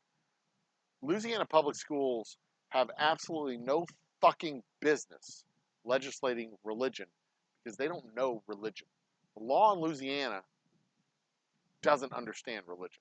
The politicians need to keep their fucking nose out of our faith. Because our faith and our laws should stay separate. Unless they're willing to put up the Gata Davida and Sharia laws and the 5 tenets of, was it 5 tenets of Islam? And the 8 tenets of the Church of Satan? And I mean, it opens up a slippery fucking slope. And there's this line that's really kind of a gray space, and you should stay away from it. And Louisiana fucked up. It's going to get challenged. by the NCAA. Who is it? It's not UCLA. ACLU. That's it. But see, that's even a bad thing because we can't rely on the courts to do the things. Like, we can sit there as voters and say, oh, they're crazy, they're going to do crazy shit, and the courts will strike it down. It'll get challenged by somebody that's struck down. We can't sit back and let that happen. We can't just sit back and let the goalie take care of stuff. There's the front line, there's the defenseman, and there's the goalie, and we as voters sit back and let the goalie take care of shit. We can't just sit back and let the ACLU take it to the courts and challenge it and have it struck down so it can't be done. That law is going to stay on the books. That law is going to stay on the books until they get judges that'll say, yeah, it's fine. Same thing with Roe v. Wade. Same thing with abortion laws. Same thing with all this other shit. You get one fucking crazy motherfucker who just appoints a bunch of fucking unqualified judges, and then it goes up to the Supreme Court, and they get their fucking lunatic fucking judges that are corrupt as shit, and they're just like, yeah, it's fine. We can't sit back and let that happen. We have to take an activist role on the front end and get good people in office who won't do this shit. We have to stop it at the front end. We can't rely on the bulletproof vest to stop us from getting shot. We need to take the fucking bullets out of the gun and take the gun out of the crazy person's hands. We have to do the thing from the start to protect us at the end. We can't rely on the goalie. We can't just sit back and rely on somebody else to take the responsibility of governance. We have to do it. We've abdicated that responsibility long enough. And this is proof positive. ACLU's challenging it. It's going to get struck down in court. It's a violation of the First Amendment. But we can't sit back and let the ACLU do our job. They're going to do this shit in Texas. They're going to do it in Alabama, Mississippi. They're already talking about it in Texas. They're already talking about it in Florida, South Carolina, Georgia, North Carolina, Tennessee, Kentucky. They're talking about it all over the fucking South. We can't just sit back and let it happen. We have to take an activist role. We have to step up and say, this is not what we signed up for. We gotta do what we need to do. We have to take responsibility for the governance and get these fucking people out of office. We can't just sit back and say, yeah, but it's gerrymandered. What are we gonna do? What are we gonna do? We're gonna outvote the fucking gerrymander. That's what we're gonna do. We're gonna talk to our friends. We're gonna tell people. We're gonna quit saying that we can't talk about politics and religion. We're gonna quit being polite about this shit. If you're afraid to talk about your politics and you're afraid to talk about your religion, then your politics and religion are shitty. If you're embarrassed about it, then fix it. Quit being a piece of shit. Do better. Grow up. Justify your idiotic stance. If you can't justify it, change it. Quit being an asshole. Quit being a garbage human being. Do better. Enough of this crap. We're fucking ruining the world that we're living in. And we have to live in this world. We don't get the luxury of dying before everything goes to shit. The boomers had that luxury of being able to die before everything goes to shit and leaving a fucking wasteland to their grandkids. We have to deal with that fucking wasteland. We have to fix things. It's our responsibility. It's time for us to step up and do something about it. We've been complicit for too long. Enough is enough. Ugh. Fucking hell. I'm gonna have to go get another drink. Fucking wind me up at 1:45, you sons of bitches. Ugh. Cotton. Cotton. Fabric of our lives. Groceries are too damn high. Yes, they are. Thankfully, immigrants are wise enough to plan well, do trust property thing. Yep. Now that I argue with, my boomer parents marched in the 60s in the South. Proper white folk who've been beaten near to death by blaming an entire generation. There are exceptions to the generational rule.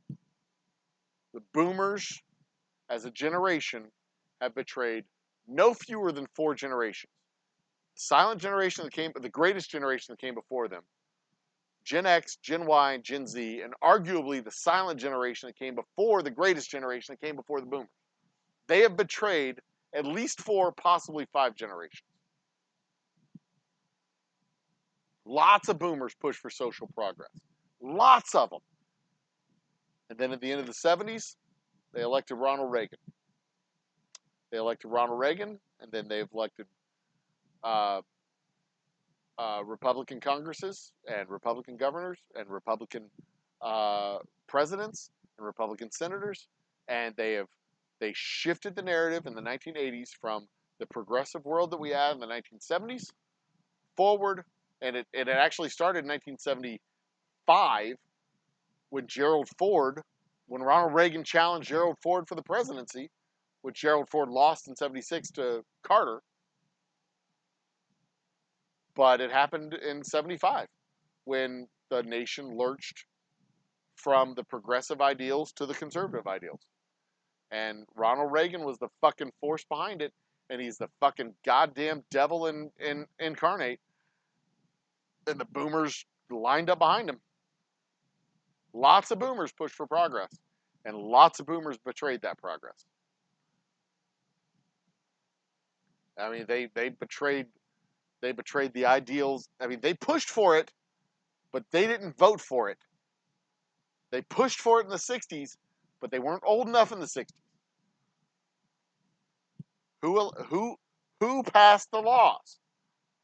It was their parents, their grandparents, in Congress, in power, in the 50s and 60s, that passed all the civil rights laws.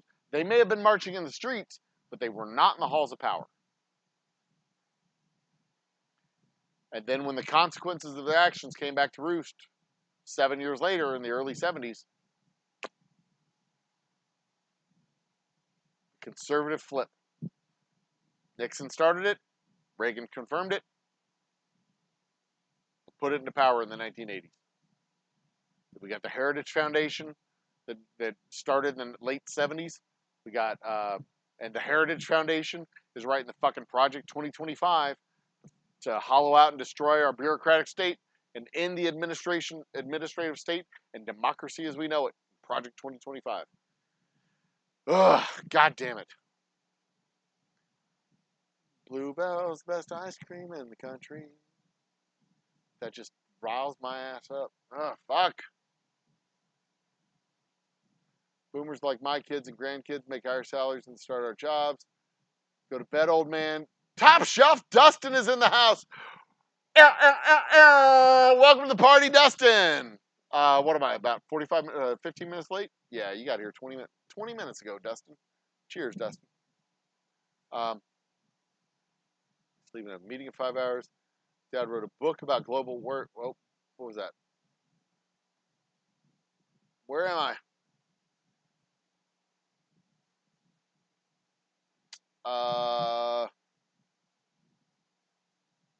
My dad wrote a book about global warming and peak oil in 1979. Cool.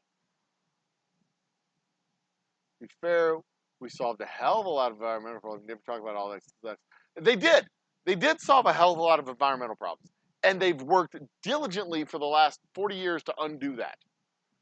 They solved several of them. And the corporations that had to solve those problems learned those lessons and bought the senators, the next wave of senators, to make sure that never happened again. Yeah. I mean, could you imagine today talking about acid rain? Like, oh, no, it's a myth. It's not really happening. It's just part of the environmental change. There's no acid rain. What are you, crazy? And solved environmental problems aren't exactly solved when you have refineries blowing up and chemical factories blowing up and releases of toxic chemicals into the air. Paying settlements does not solve the problem. It just changes the way the problems exist. We did solve a hell of a lot of problems, but we also moved a lot of problems from one place to another. So there's all that. And yeah, when we didn't have enough trees for paper and they started managing the forest better, there's that. There's a lot of that. And the old growth natural wood forests, our forestry management system is better now than it's ever been. That is true. That is absolutely true.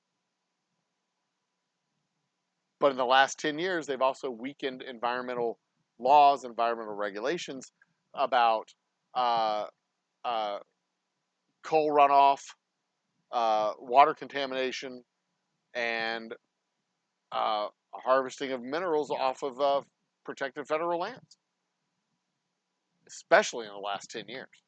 The last 4 years have been a little bit better, but the 4 years prior to that were not so good. The ozone thing going away, it never did go away. It improved, but it never went away. Call it whites only, and have the white supremacists show up. Dustin. The boomers lived too long, got much less the money. The Ten Commandments sums up the whole issue so perfectly. Yes! You're right, Justin, it does. Honor no gods before me. Depends on the version of the commandments you have. There's honor no gods before me and construct no idols to other gods. Those are kind of the first two commandments, and they're interchangeable. Depending on your translation, they could be 1 and 2 and 2 and 1. They nailed don't kill people. But we do kill people, Dustin. And we have the Ten Commandments got one thing right. They don't kill people, but we do kill people. We have the execution for federal crimes, for capital crimes, rather. I mean, Jesus Christ, Texas has executed probably 25 people already this year, and it's only June. Capital punishment, we do that. We go to war. We kill people all the time. We fucking send drones up people's assholes. It's kill people in a fit of rage, in a peak of rage. We do that shit all the time. We don't follow the Ten Commandments. That's not part of our laws. It's nonsense. Fix Roe v. Wade. The last of the extra 70, I'm still likely mid-50s before I get to stop struggling. Successful ones, the function company name and everything. I am 75, by the way. I am a 49 years old as of the 13th of June, as a matter of fact, just a couple of weeks ago. You can blame Gen X more than boomers. That's fine. We just, there's nothing we can do. Hey, Gen X will take the blame. We'll go like, whatever. We didn't do it. We didn't start the fire. It was already burning. But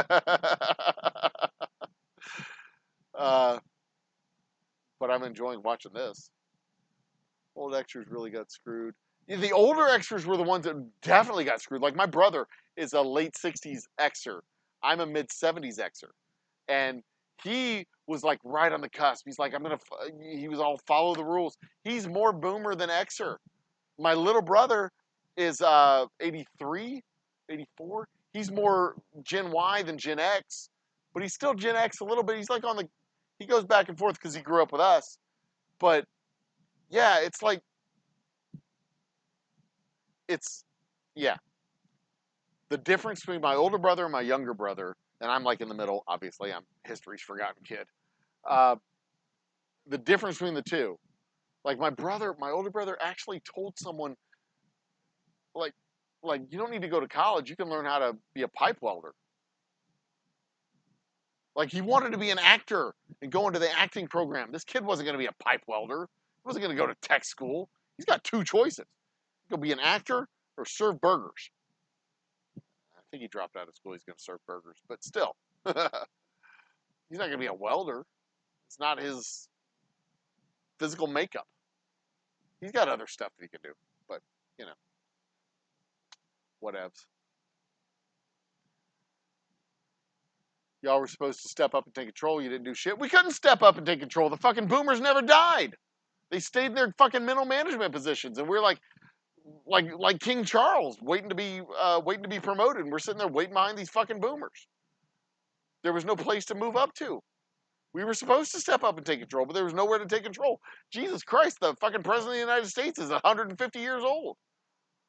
And the candidate for president of the United States is 150 years old. Both of those fuckers should step down. One should be in jail and one should be retired. And we should have the next generation taking over, but that's not happening. The Gen X is going to be the least represented generation in politics in the history of this country. That's just how it's going to be. There's going to be, I think we had one Gen X president. We got one more coming. And then after that, it's going to be Gen Y. It's going to be the next generation following up. That's how it's going to be. The boomers never left. There you go. That's it. Depends on the source, but it's reasonable. Yeah, like baby boomers were, yeah, that's about right. 46 to 64, that's in the general range. Yeah.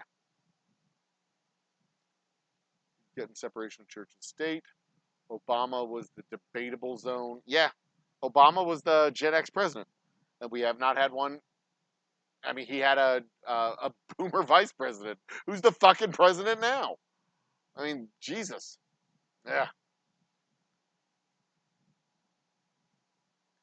Obama was the one president we had from our generation. That was it. And he had to fight all the fucking boomers in Congress to get anything done. They thought that it was they thought that they made him president. He made them president. He gave them their majority, and they thought he was president because of them. And 2 years after he became president, they got just savaged and voted out of office in droves. But also gerrymandering. But the boomers want progressive progress to go away. Why do they want to do it? Because I think I don't know. There was a shift. I think they get, why do the boomers want progressive progress to go away? That's a question about revolutions and reforms. And when you have a reform movement, there's a counter-reform movement that goes with it. And Reagan was not part of the reform movement. Reagan was not a part of the boomer generation. Reagan was part of the previous generation, the greatest generation, the World War II generation. And when you have a reform that happens, there's a counter-reform that follows it. And Reagan's counter-reform was very much opposed to the hippies, the drug culture, and the free expression of your sexuality and all that stuff that was happening in the 60s. Communism, he saw it as a lurch towards communism. And, fascists hate communists. That's how it is. Fascists just hate communists. They're incompatible ideologies. Collectivist ownership versus state control. Collectivist ownership versus state controlled by private interests. Those are fundamentally opposed ideologies. And Reagan hated communists because he was a fascist, arguably, debatable. So why did the boomers rebel against their own reform? It was this counter-reformation. I mean, that's the only way I can describe it. It was a counter-reformation that happened in the late 70s when Reagan challenged Ford. The Republican platforms from the early 70s and the late 70s are so fundamentally opposite of each other. Ford, Eisenhower, they were pro-labor, pro-tax, responsible balancing of the budget versus balanced budget. They were for a stronger but smaller military, social safety net, Social Security, Medicare. They were basically for the same stuff that the Democrats were for. Democrats were a little bit more liberal, Republicans were a little bit more conservative, but they were basically for the same stuff. They just differed on how they would get there. But come 1975, the challenge to Ford for the presidency and the Christian coalition that came about when Reagan challenged Ford for the presidency in 76, they adopted the conservative principles of anti-abortion, anti-tax, anti-government, basically, reducing government size, anti-communist, Reagan's rhetoric that increasing the size of government decreases your amount of freedom. Today, they're telling you what kind of insurance you can get. Tomorrow, they'll be telling you what kind of job you can have. Public school, they tell you what school you're allowed to go to. In a few years, they'll be telling you what kind of job you're allowed to have when you graduate. It was this psychotic, slippery slope argument that just wasn't moored in reality. And there was a lot of the rhetoric was just made up in the same way that the former guy makes up just nonsensical bullshit that there's murders happening on the streets of our big cities and everything's in flames and everything's terrible and our airports are like third world airports and there's millions and trillions of people coming across the borders and they're taking our jobs and they're murdering our babies and eating our children and la la la la la. It's just fucking nonsense. It's all fucking nonsense, and it's the same fucking nonsense that Ronald Reagan ran on in 1976. It's the same fucking nonsense that he ran on in 1980. And we just gobbled that nonsense up. It's a counter-reform movement that led from progressivism to conservatism and killed liberalism for 12 years in the United States. It's dead. It was a bad word to call yourself a liberal in the United States. Dukakis wouldn't even say the words when he ran against George W. Bush. Wouldn't even say it. Until late in the campaign, we said, well, I guess if you want to call me a liberal, I guess I'll take that on. But it was a bad word. There was a counter-reform. There was a reformation and a counter-reformation. And standard bearer for that was Ronald Reagan. And there's a whole lot of metrics you can look at from 1980 forward where there's like income inequality, and it goes at 1980, it goes up like this and down like this. This is the upper 10%. This is everybody else. There's reasons for that. It's not all bad. Some of it's because of the boomers' retirement plans and Social Security and pension funds and Medicare out of control health costs and all this other stuff. There's reasons for it that are reasonable, but also Reagan was a proto-fascist. There's been a fascist strain of fascism that's been in the United States from before World War II that hasn't gone away. It's never gone away. It's always been here. There's been attempted coups in the United States that have come this close to bring about a fascist government. Hell, the most recent one was because one guy refused to get the fucking car in a carport. One guy.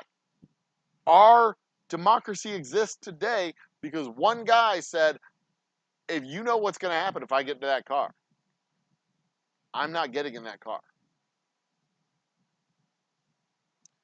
But we've had a fascist strain, like prior to World War II, the entire West. The only difference between us and Germany, England and Germany, France and Germany, was that they followed through. We talked about it. They did it. Their eugenics plans, their genetic purity, all that shit. We talked about that shit in the 30s. England talked about that shit in the 30s. France talked about that shit in the 30s. Germany did it. That's the difference.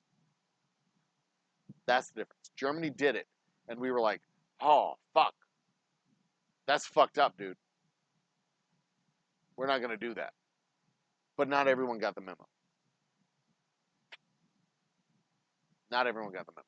That's been part of this struggle in our culture, this collectivist versus individualist, and the fascist versus communist, and it really came to a head in the 50s because communism was a thing and existed, and we came really close in the 30s during the Great Depression of losing our capitalist ideals, and because capitalism was not working in the 30s, the structure broke down because the monetary system broke down, and when you have a system that thrives on money and the money system breaks down, the system has risks breaking down, and we came very close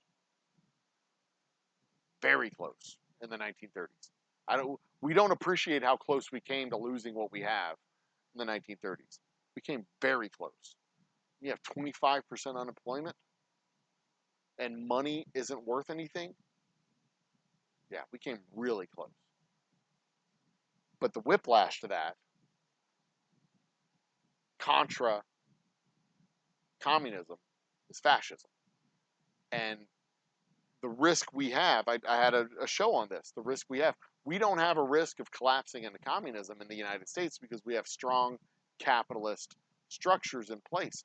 We have a strong monetary system that's supported by the entire world as being the primary currency of commerce worldwide. We're the primary reserve currency worldwide. We have stock markets and laws. Our government is organized around a capitalist ideal and a capitalist ideology. So we don't have a risk of collapsing into communism. Our risk is collapsing into fascism. If the democratic government doesn't work, then the private corporations take over the government. And that's how fascist governments take over. You have a small government that doesn't do anything and private corporations that handle the roles of government. A libertarian ideal, if you will. We don't have a risk of collapsing into communism. When the Soviets collapsed from communism, there was a chaos, and a proto-capitalist environment picked up the shards of the communist movement. The government started selling off assets, put in the hands of the oligarchs, who were former government operatives, and in some cases outside wealthy individuals, and it consolidated out. And there was this capitalist structure, proto-capitalist structure that took place after the collapse of the communist government. But then the new government kind of collapsed. Yeltsin's government collapsed. It was weak. It collapsed.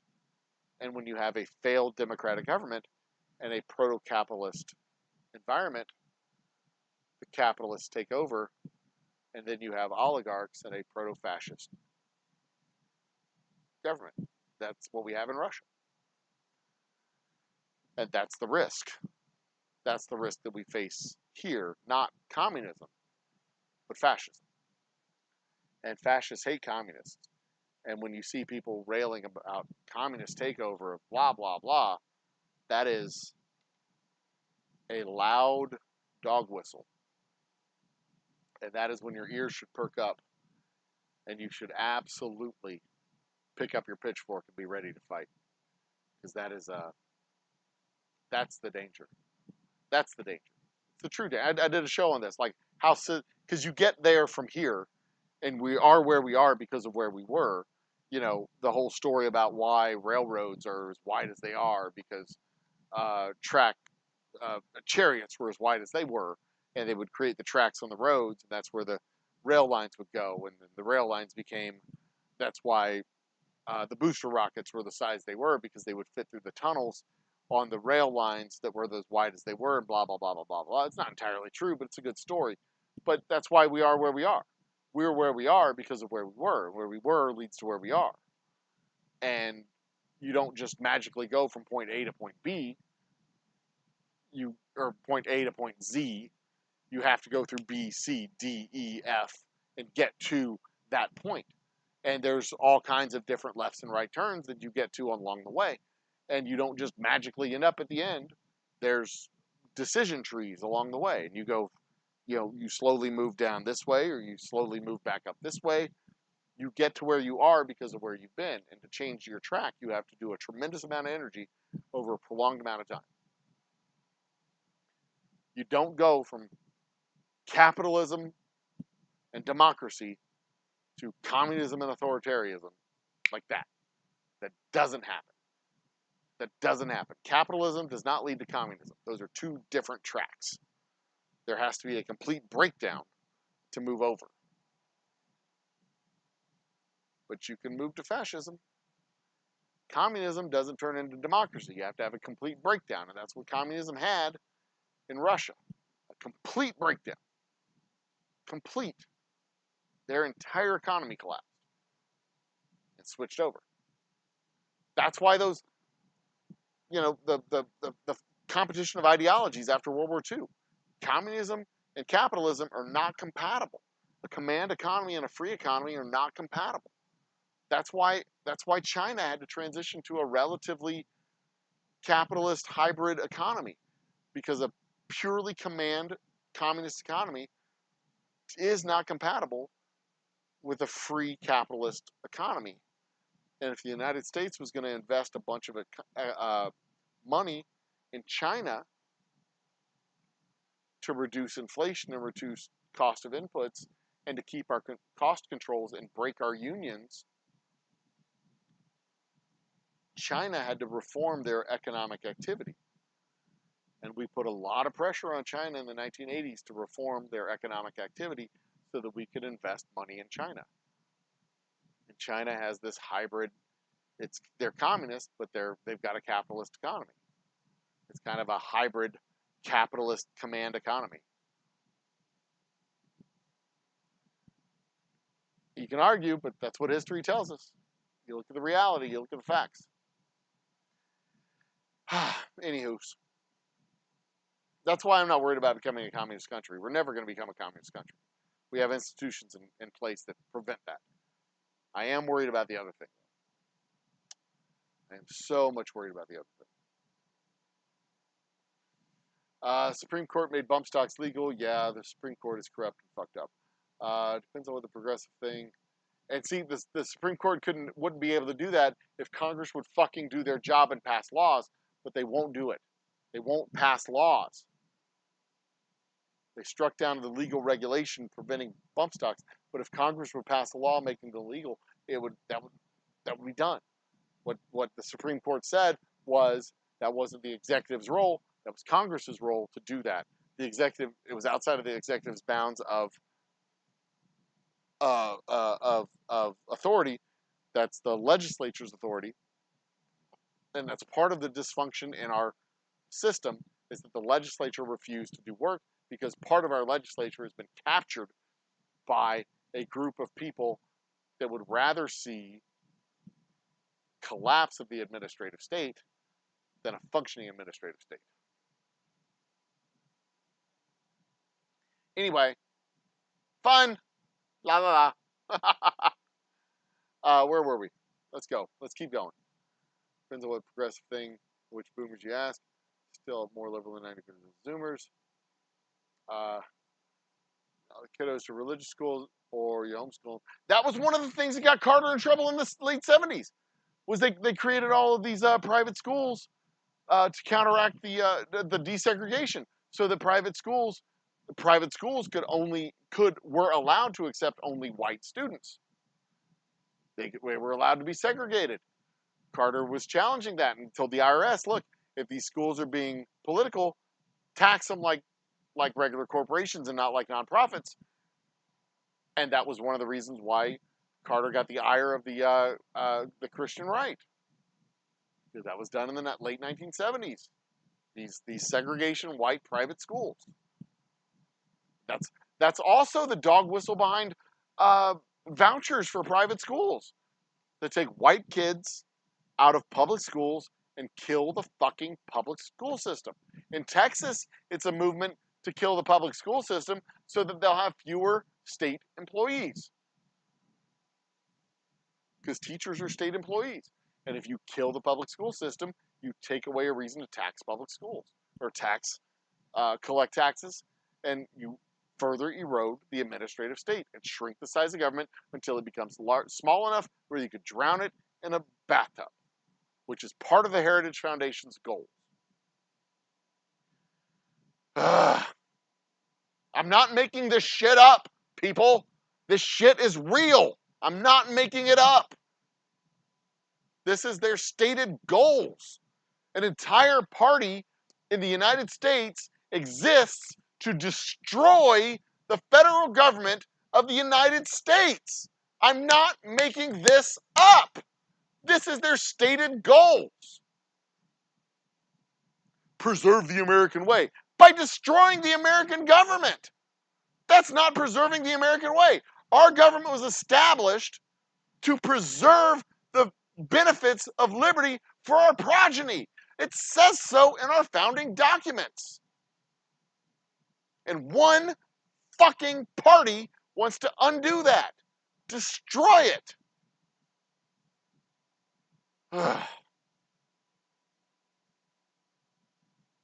Fabric of our lives. Fucking touch and fucking feel of fucking cotton. I don't agree with everything the Democrats do, but I at least want to preserve our fucking government so that we can hand down the benefits of liberty to our progeny, which is why we have a government. Ugh. Anyway. To be fair, male Zoomers are becoming more conservative, which I think is good. Fair? No. Former goalkeeper, I agree. Anything. No males going to digs. MGTOW. Public libraries must be unionized. Okay. Public libraries must be unionized. I am at 1:53. Jesus Christ. I'm 30. It is 2:30. I got to get up in the morning. MGTOW is one movement, but there's a lot more than that. You can call me a right-wing loon, but when my boss is telling me about his kids taking litter boxes to school because they don't want to be... Okay, top shelf Dustin, I'm calling bullshit on that. That's not happening. Nobody is taking litter boxes to school because they want to be cats. Nobody is doing it. Your boss is lying to you. Quit believing nonsense. No one is doing that. And if parents are allowing kids to take litter boxes to school, that's on the fucking parents. But there are no kids taking litter boxes to school. That is nonsensical bullshit. Bullshit, I tell you. Ugh. I mean, I had a woman tell me that they're fucking sending a battleship group to the Eastern Mediterranean to support Israel against Hamas. I'm like, what the fuck do they do? Get a DeLorean and go back in time to get a battleship group? They haven't used a fucking battleship group since the 1930s. We haven't used battleship groups since World War fucking I. World War II, we started using carrier groups. We don't use battleship groups anymore. Quit watching Fox and getting your news from propaganda sources, for God's sakes. Use your fucking brain. It doesn't take a lot of fucking effort to look it up and go, is this actually happening? And the first thing that pops up is, no. This isn't hard. Is there a battleship group going to the Eastern Mediterranean? No. Are kids taking litter boxes to schools? No. That was a hoax. It's easy. It's fucking easy to do this shit. And it takes very little effort. Quit listening to nonsense. And I will call you a right-wing loon if you repeat that fucking nonsense. Because it's fucking nonsense. Giants didn't exist. The earth is not flat. There was no civilization 10,000 years ago that used stone energy to move stuff around. We didn't lose magical knowledge of how to lift blocks. And kids aren't taking fucking litter boxes to school because they think they're cats. That's just fucking stupid. That's just fucking stupid. Nobody thinks that in real life. No. Nobody thinks that for real. There's not fucking Qurans and prayer mats left at the southern border of the United States because there's not an army of Muslims invading the United States through Mexico. That's just fucking stupid. Why would they do that? Why would they fly into Mexico City and walk across a goddamn desert where they could just get on a fucking plane and go to Boston? Why? Why would they smuggle weapons across the southern border where they can just fly into Texas, buy a fucking arsenal, and shoot up a goddamn school? Why would they do that? It doesn't make any fucking sense.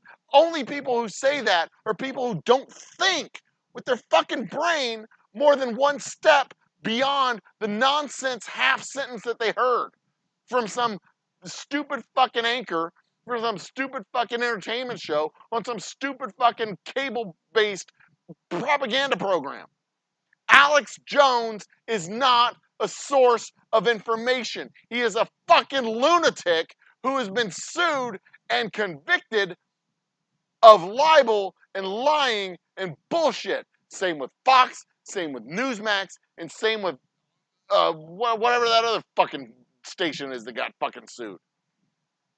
They're all fucking nonsense. And it's not even fair to say that MSNBC and Fox are opposite sides of the same fucking coin. Because one of them lives in reality and the other one lives in some fucking foreign fantasy land that doesn't even exist in reality. You have to literally suspend your disbelief and move right into like crazy town QAnon fucking conspiracy theory nonsense to believe anything that Tucker Carlson and his group of lunatic goobers like Sean Hannity and those idiots say. You cannot fucking participate in the same world where the sky is blue and the sun is yellow and it rises in the east and sets in the west if you watch that shit and believe the shit that they say, because they're not participating in the same world we're participating in. They still think that Rudy Giuliani is a legitimate lawyer, for crying out loud. They think that fucking Joe Biden runs a crime family and that he's senile and that he doesn't know where he's at and that he maintains a multinational crime family. How the fuck do you do all of that stuff at the same time? How can you be senile and hopped up on drugs, not know where you're at, and run a crime family at the same time? You can't do that shit. None of that makes sense. Like if you put it all together, it doesn't make sense. You got to choose one or the other.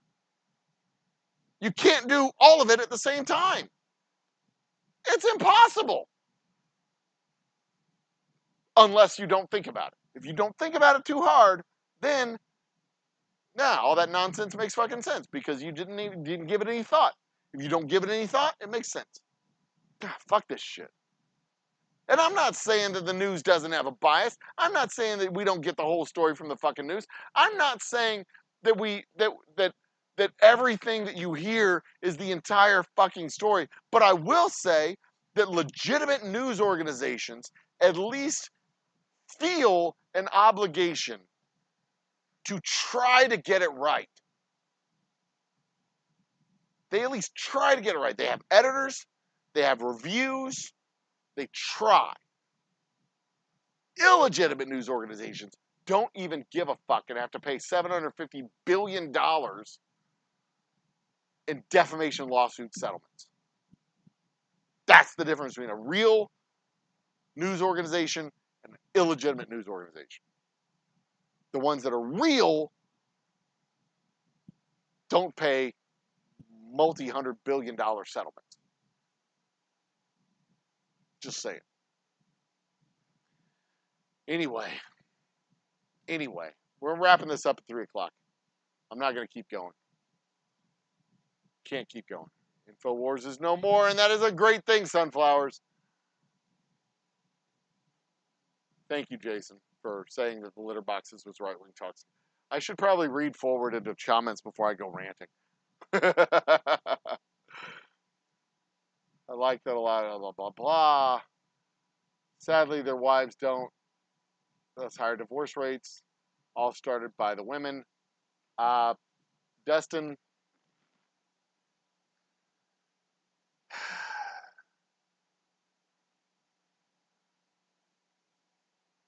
no, I'm not even, no. To abort. reasonably. Now that is okay. So the abortion debate, there's this is this is the part of the abortion debate that people don't talk about. All right, I'm gonna scroll up here real quick. Uh, where was that?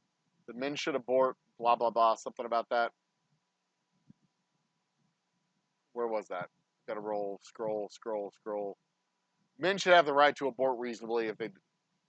So.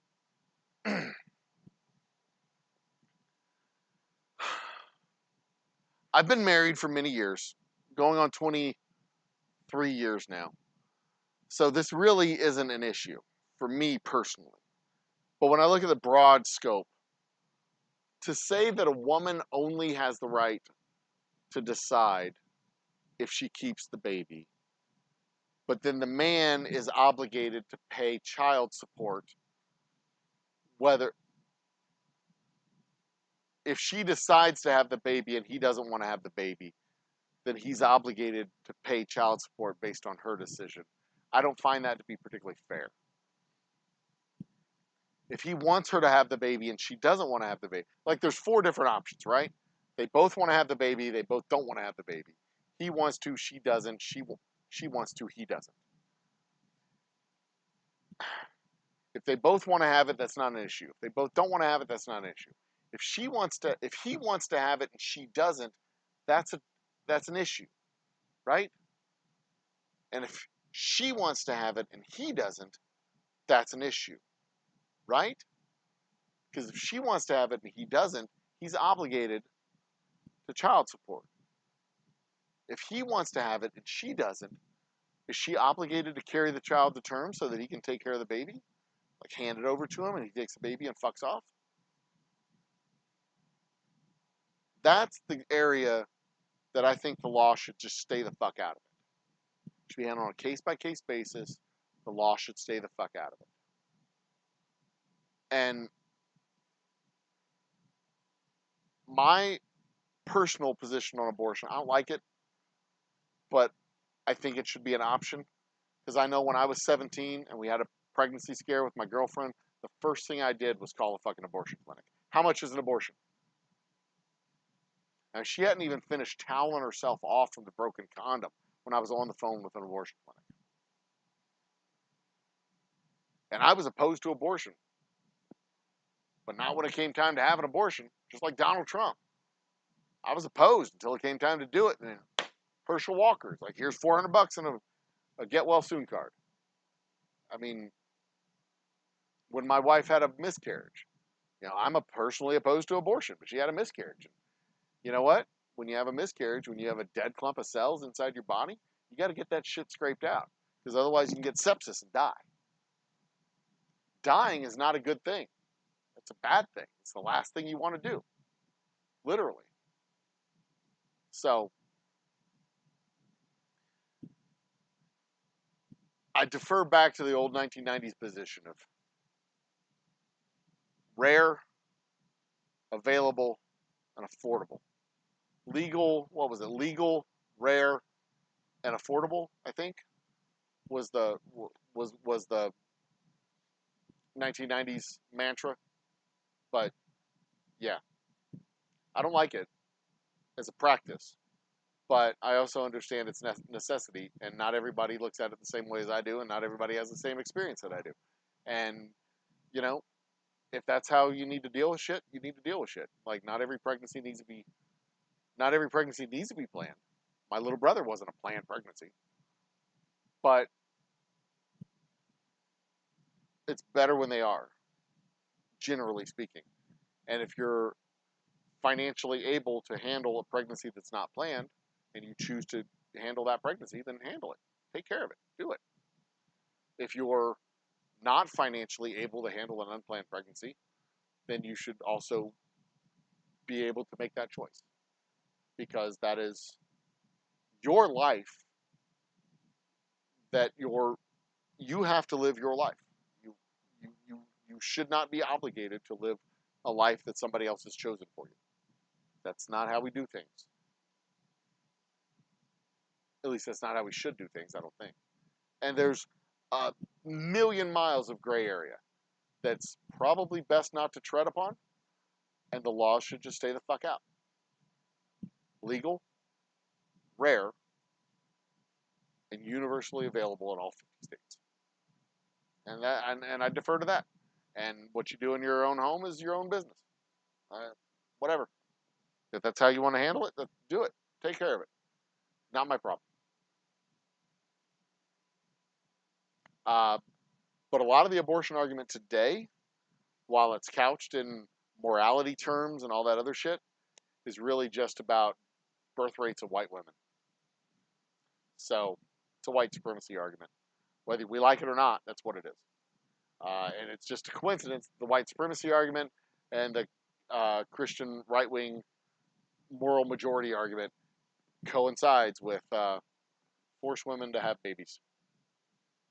So there you go.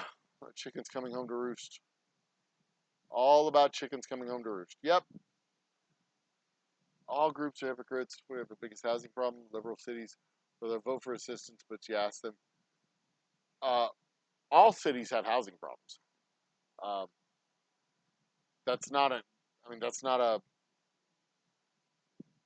I mean, yeah, all cities have housing problems, and you can solve almost all the housing problems by doubling the housing density, and you know, like that, you solve the housing problem by doubling the housing density, and you're good. That's or extend the dense housing zoning deeper and out further. But yeah, that's a fact, Dustin. And not just liberal cities though. All cities have housing problems. And all states, there are specific states that take more money from the federal government than they send to the federal government, and they all vote a specific way.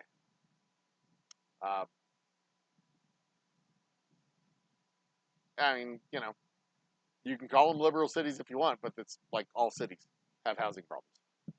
Big cities, especially. Fucking expensive housing. And affordable, well, see, there's the thing about affordable housing. We did projects, and projects just aren't good housing design. They're not good housing designs. They're bad. So, I don't know. That's got to be revisited at some point in the next 20 years. I'm sure, because we've got to come up with something that makes housing more affordable for more people, because we can't. It's good policy to have people living in cities, because it's easier to provide services to people living in cities, but it's more expensive to have people living in cities. So you want people spread out, but it's hard to govern and provide services when everybody's spread out.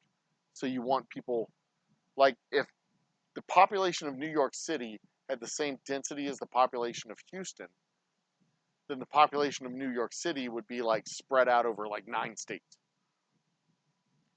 So you want people to be concentrated, but I mean,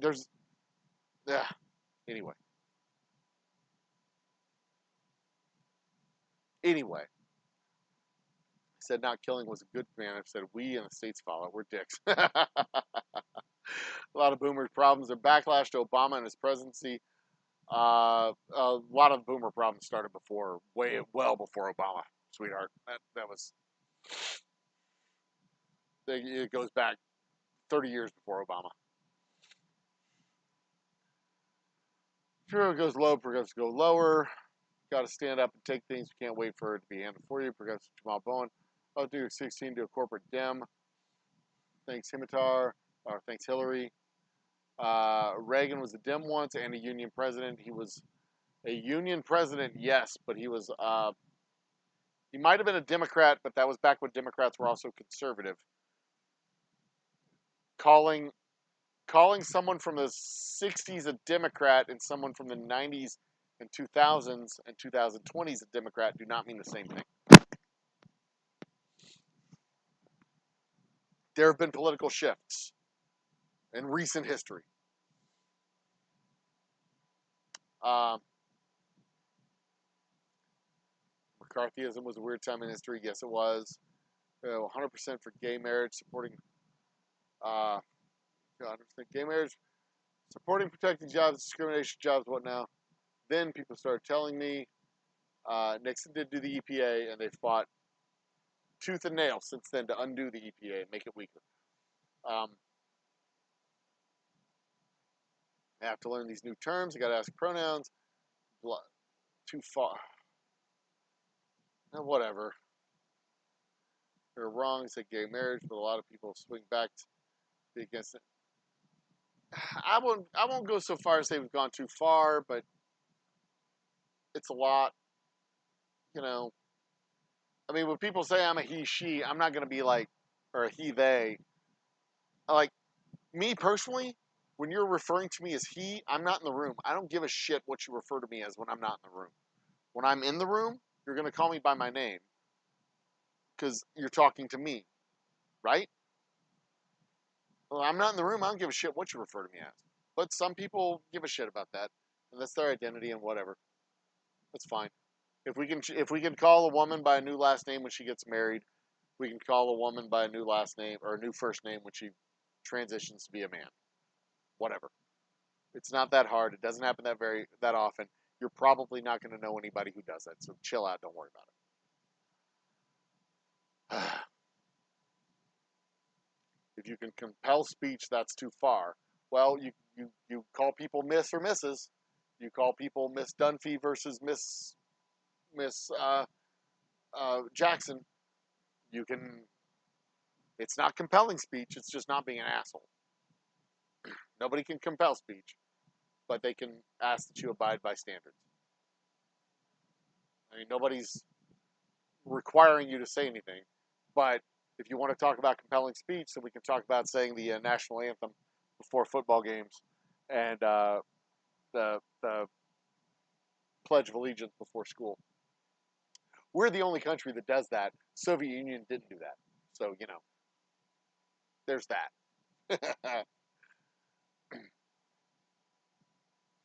Taking back our progress is evil and bad for humanity. Ooh, evil is a tough word.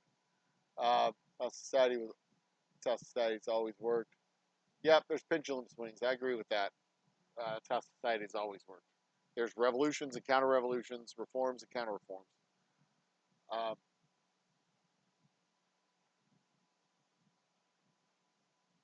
Swing back one way, swing back the other way. Amendment codified by law. At least codified in law. If it's codified in law, it's harder to undo. If it's amendments are hard to do, but codified by law. I mean, we have a problem with Congress that refuses to do its work. So, if Congress did its work, we wouldn't have any problem with that. But they refuse to do their work. They're literally undermining the administrative state by refusing to do their own work and putting power in the hands of the presidency. If they would have passed the fucking immigration bill that they had agreed upon, then the executive wouldn't have had to fucking pass, put into law executive orders that can be undone by the next president. Executive orders are law, but they're flimsier than statutory law. And if Congress had done their job, then the immigration issue would have gone a large way to getting addressed and solved. It wouldn't have been solved, but it would have gone a large way towards addressing that. And it was all done because the former guy decided that they didn't want to really solve that problem. So, vote every single one of those fuckers out. Anyway.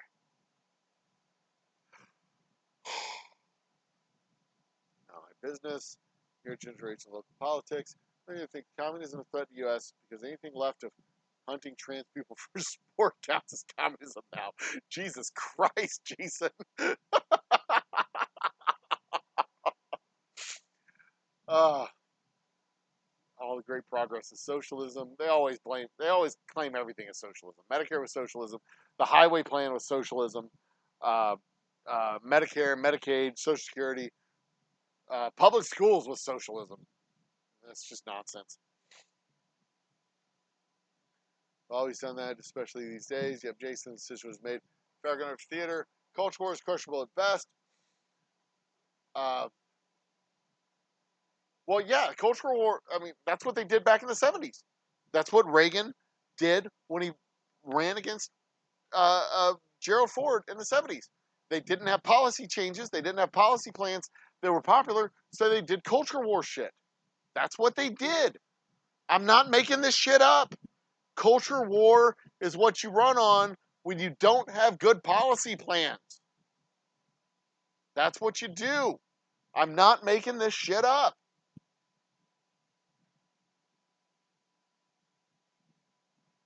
Y'all don't have to believe me. You can be skeptical, but fucking look it up. Don't just wave your hand and say, oh, that's nonsense. Wave your hand and go, wow, could that possibly be true? I'm going to go look into that. Fucking go look into it. See what happened when Ronald Reagan ran against Jerry Ford in the 1970s.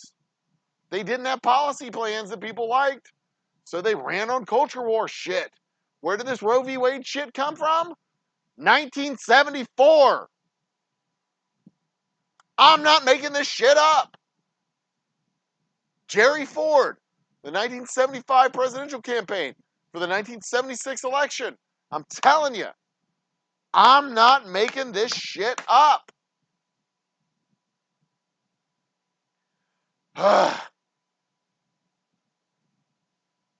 Anyway, this is where I have a love-hate with the current court. Like, courts really do need to strike down a lot of things I agree with, but we vote shit in the wrong way. I should just let y'all have your discussion in chat, and I should go over and Joe's comparing a conspiracy theory versus the parents' kids and teachers saying, no.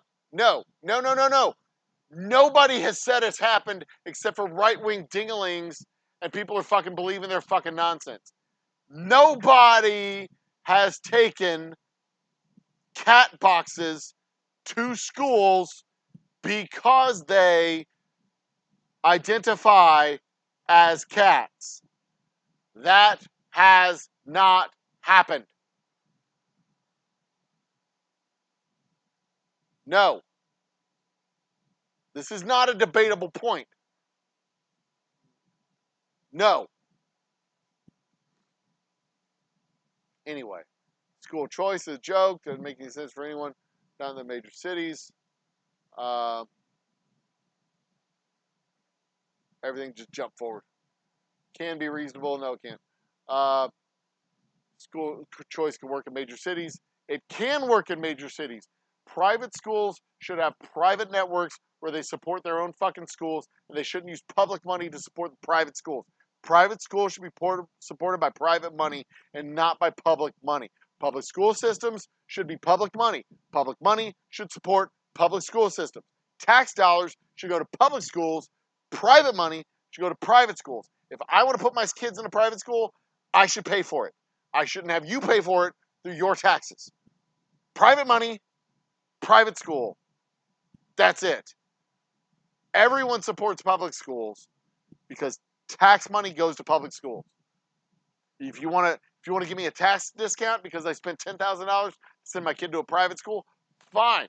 Deduct it from my taxes. But public money should not go to private schools. School choice can work in major cities. School choice can work in population centers. School choice can work in places where there's significant support for private schools. Significant support being an adequate student base, an adequate parent base to pay for kids going to that private school.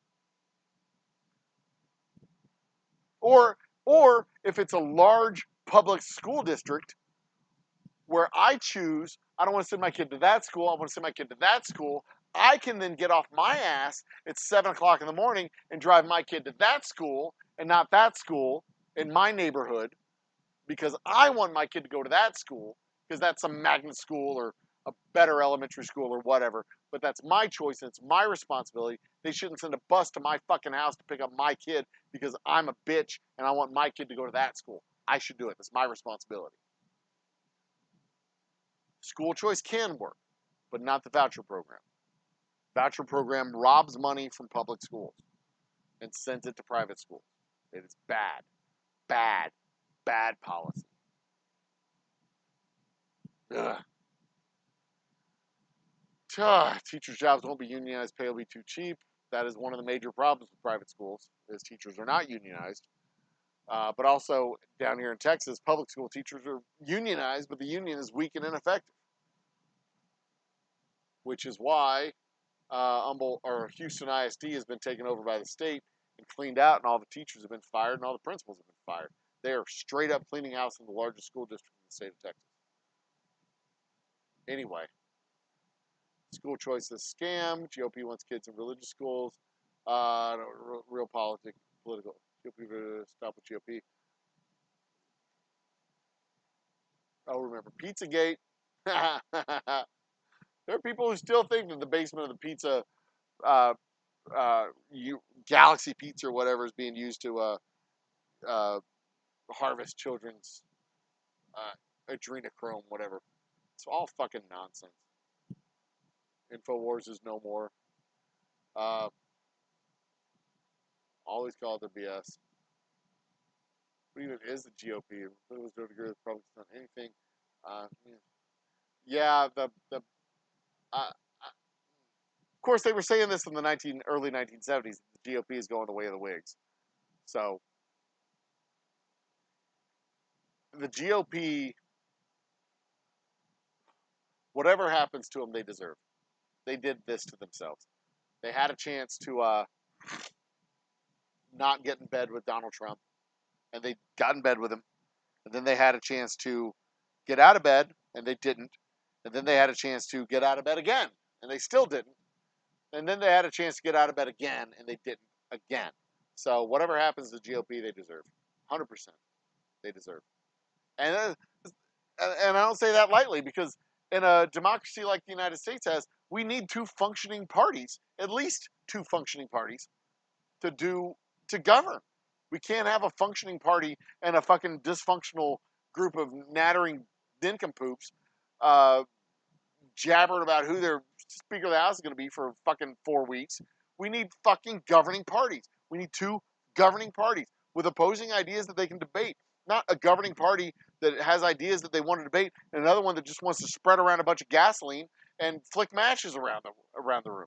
We need two governing parties to debate real topics and debate real issues. But we only have one, and the other one wants to destroy the administrative state. It's embarrassing. It's shameful. Ugh. More suburbs, which are intentionally not part of the city government. Takes two to tango, and it takes two to take care of a kiddo. It doesn't necessarily take two to take care of a kiddo. You need at least one to take care of a kid. Why do so many white women vote GOP? You like the way I think? That's terrifying. I proudly sit for another national anthem at sporting events. Okay, good for you. I got in a very loud arguing match with a dude who put his hands on my hat and took it off because I didn't take it off quick enough during a fucking national anthem before a University of Houston football Cougar game. I turned around and said, "Don't you ever fucking touch me again, old man." He's like, "Take off your hat." I'm like, "I'll take my hat off when I'm ready to. Don't you ever fucking touch me again, old man, or you will regret it." And then he shut his fucking mouth and kept to himself for the rest of the game. It was great. So, yeah. And I did take off my hat because, it's a respectful thing to do. But, whatever.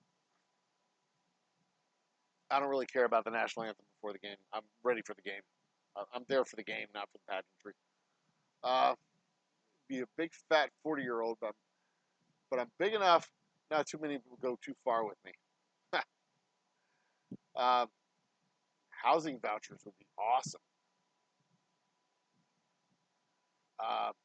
Where were we? Housing vouchers. There we are. 2:53. It's 3:01. I'm 7 minutes behind. We're going to catch up, and I'm going to head out. Taking off their hats at the baseball game for the Star Spangled. Who cares? What's really funny is all the people who are like, oh, you can't believe they're not standing for the national anthem. When they play the national anthem before the games, like on TV, they're not even fucking paying attention. It's fucking hilarious. And I was in a room full of people who were bitching and moaning about Colin Kaepernick before the Super Bowl, and I think 2017, 2018, can't remember what it was. It was the Super Bowl. We were in a hotel room. We were talking. No, I think it was Super Bowl. Maybe no, it was my parents' anniversary, or was it their anniversary? Yeah, it was like August. No, could have been August. Had to have been September. Anyway, we're watching a football game. We were in the hotel room because we were in a hotel for the party, and they were watching a football game. They started playing the national anthem, and the husband of one of my idiot cousins stood up. And he takes off his hat and he looks around at the room at everybody else, and we're all just fucking talking and having drinks. And I looked up at him as he's looking around. He's like, "Nobody's gonna stand up." We're like, "Dude, we're watching. We're not watching the fucking game. We're talking. You chill out." And then he just sat back down. He was full on performative patriotizing, and it was remarkably dumb. And he shut up and sat down when he realized that nobody gave a shit about his performative patriotism. Yeah, that still cracks me up when I think about that to this day. It has been something like 10 years. Anyway, to not support schools because I don't have any kids. Nope, you can't get a tax cut if you don't have kids. You got to have kids, and you got to send them to a non-school to get a tax cut. Otherwise, you're doing your duty to society to make sure that you don't grow up in a community with idiots. Sorry, you have to pay your taxes. I should get a discount for not being a breeder. Nope, because it's still in everyone's best interest. As a non-breeder as well, it's in everyone's best interest that the kids are not morons. That at least the kids have a place to go during the day, and they're not delinquent idiots. It is in your best interest to have an educated populace in your community. That's why you pay taxes. That's why you send kids. That's why you pay taxes as a non-breeder to have kids go to school. With support to pay it forward, I'm not going to be part of the next generation. Culture war is evil. Instead of not having kids, blah, blah, blah. Why not T? The kids, I don't have kids. Shouldn't I believe in these tax dollars for the greater good? We're caught up. Woo! Done. Oh, yeah, Dustin, you're definitely living in a community of idiots, but it is in your best interest to at least have educated idiots. So, there you go. Sorry, I don't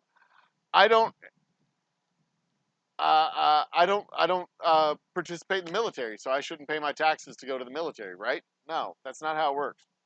That's not how it works. I don't care if the communists take over, so I shouldn't have to pay my taxes to support the military. No, that's not how it works. You live in a society, you live in a collective, you have an obligation to your neighbors, et cetera, blah, blah, blah. We're not going to debate, these aren't debatable points, and we're not going to debate them. I'm done for the night. I'm tired. It's 3:05, and I've got like one bar left on my thing there. I'm going to go to bed because I've still got to get up in the morning and give my distributor 4 cases instead of 5. Probably start on the filtration of the whiskey so that maybe he'll get the rest of the whiskey by the end of the week. So there you have it. Ladies and gentlemen, brothers and sisters, children of all ages, I am the Old Humble Guy. This has been behind the scenes, a day in the life of the distiller. This kind of became this is an old-fashioned Old Humble happy hour. It's just in the distillery instead of in the pandemic studios. So thanks for playing along. Thanks for coming to join us. Thanks for being a part of the show. I'm going to have my final parting shot of the night. Cheers to all of y'all. Thank you for joining me. Thanks for the conversation. Thanks for the watch time and the hours and all that. Big thanks to our new subscribers. 3,963, I believe, is the number. 3,963 is, in fact, the number. Is it the number? I'm waiting for the update. Yep, 3,963. We're on a quest for 4,000, and we will reach that hopefully by the end of this month. That is the goal. 37 to go. So, cheers to all you fine folks. Drink humble, be awesome. And until next time, continue to be awesome to each other. Cheers and good night.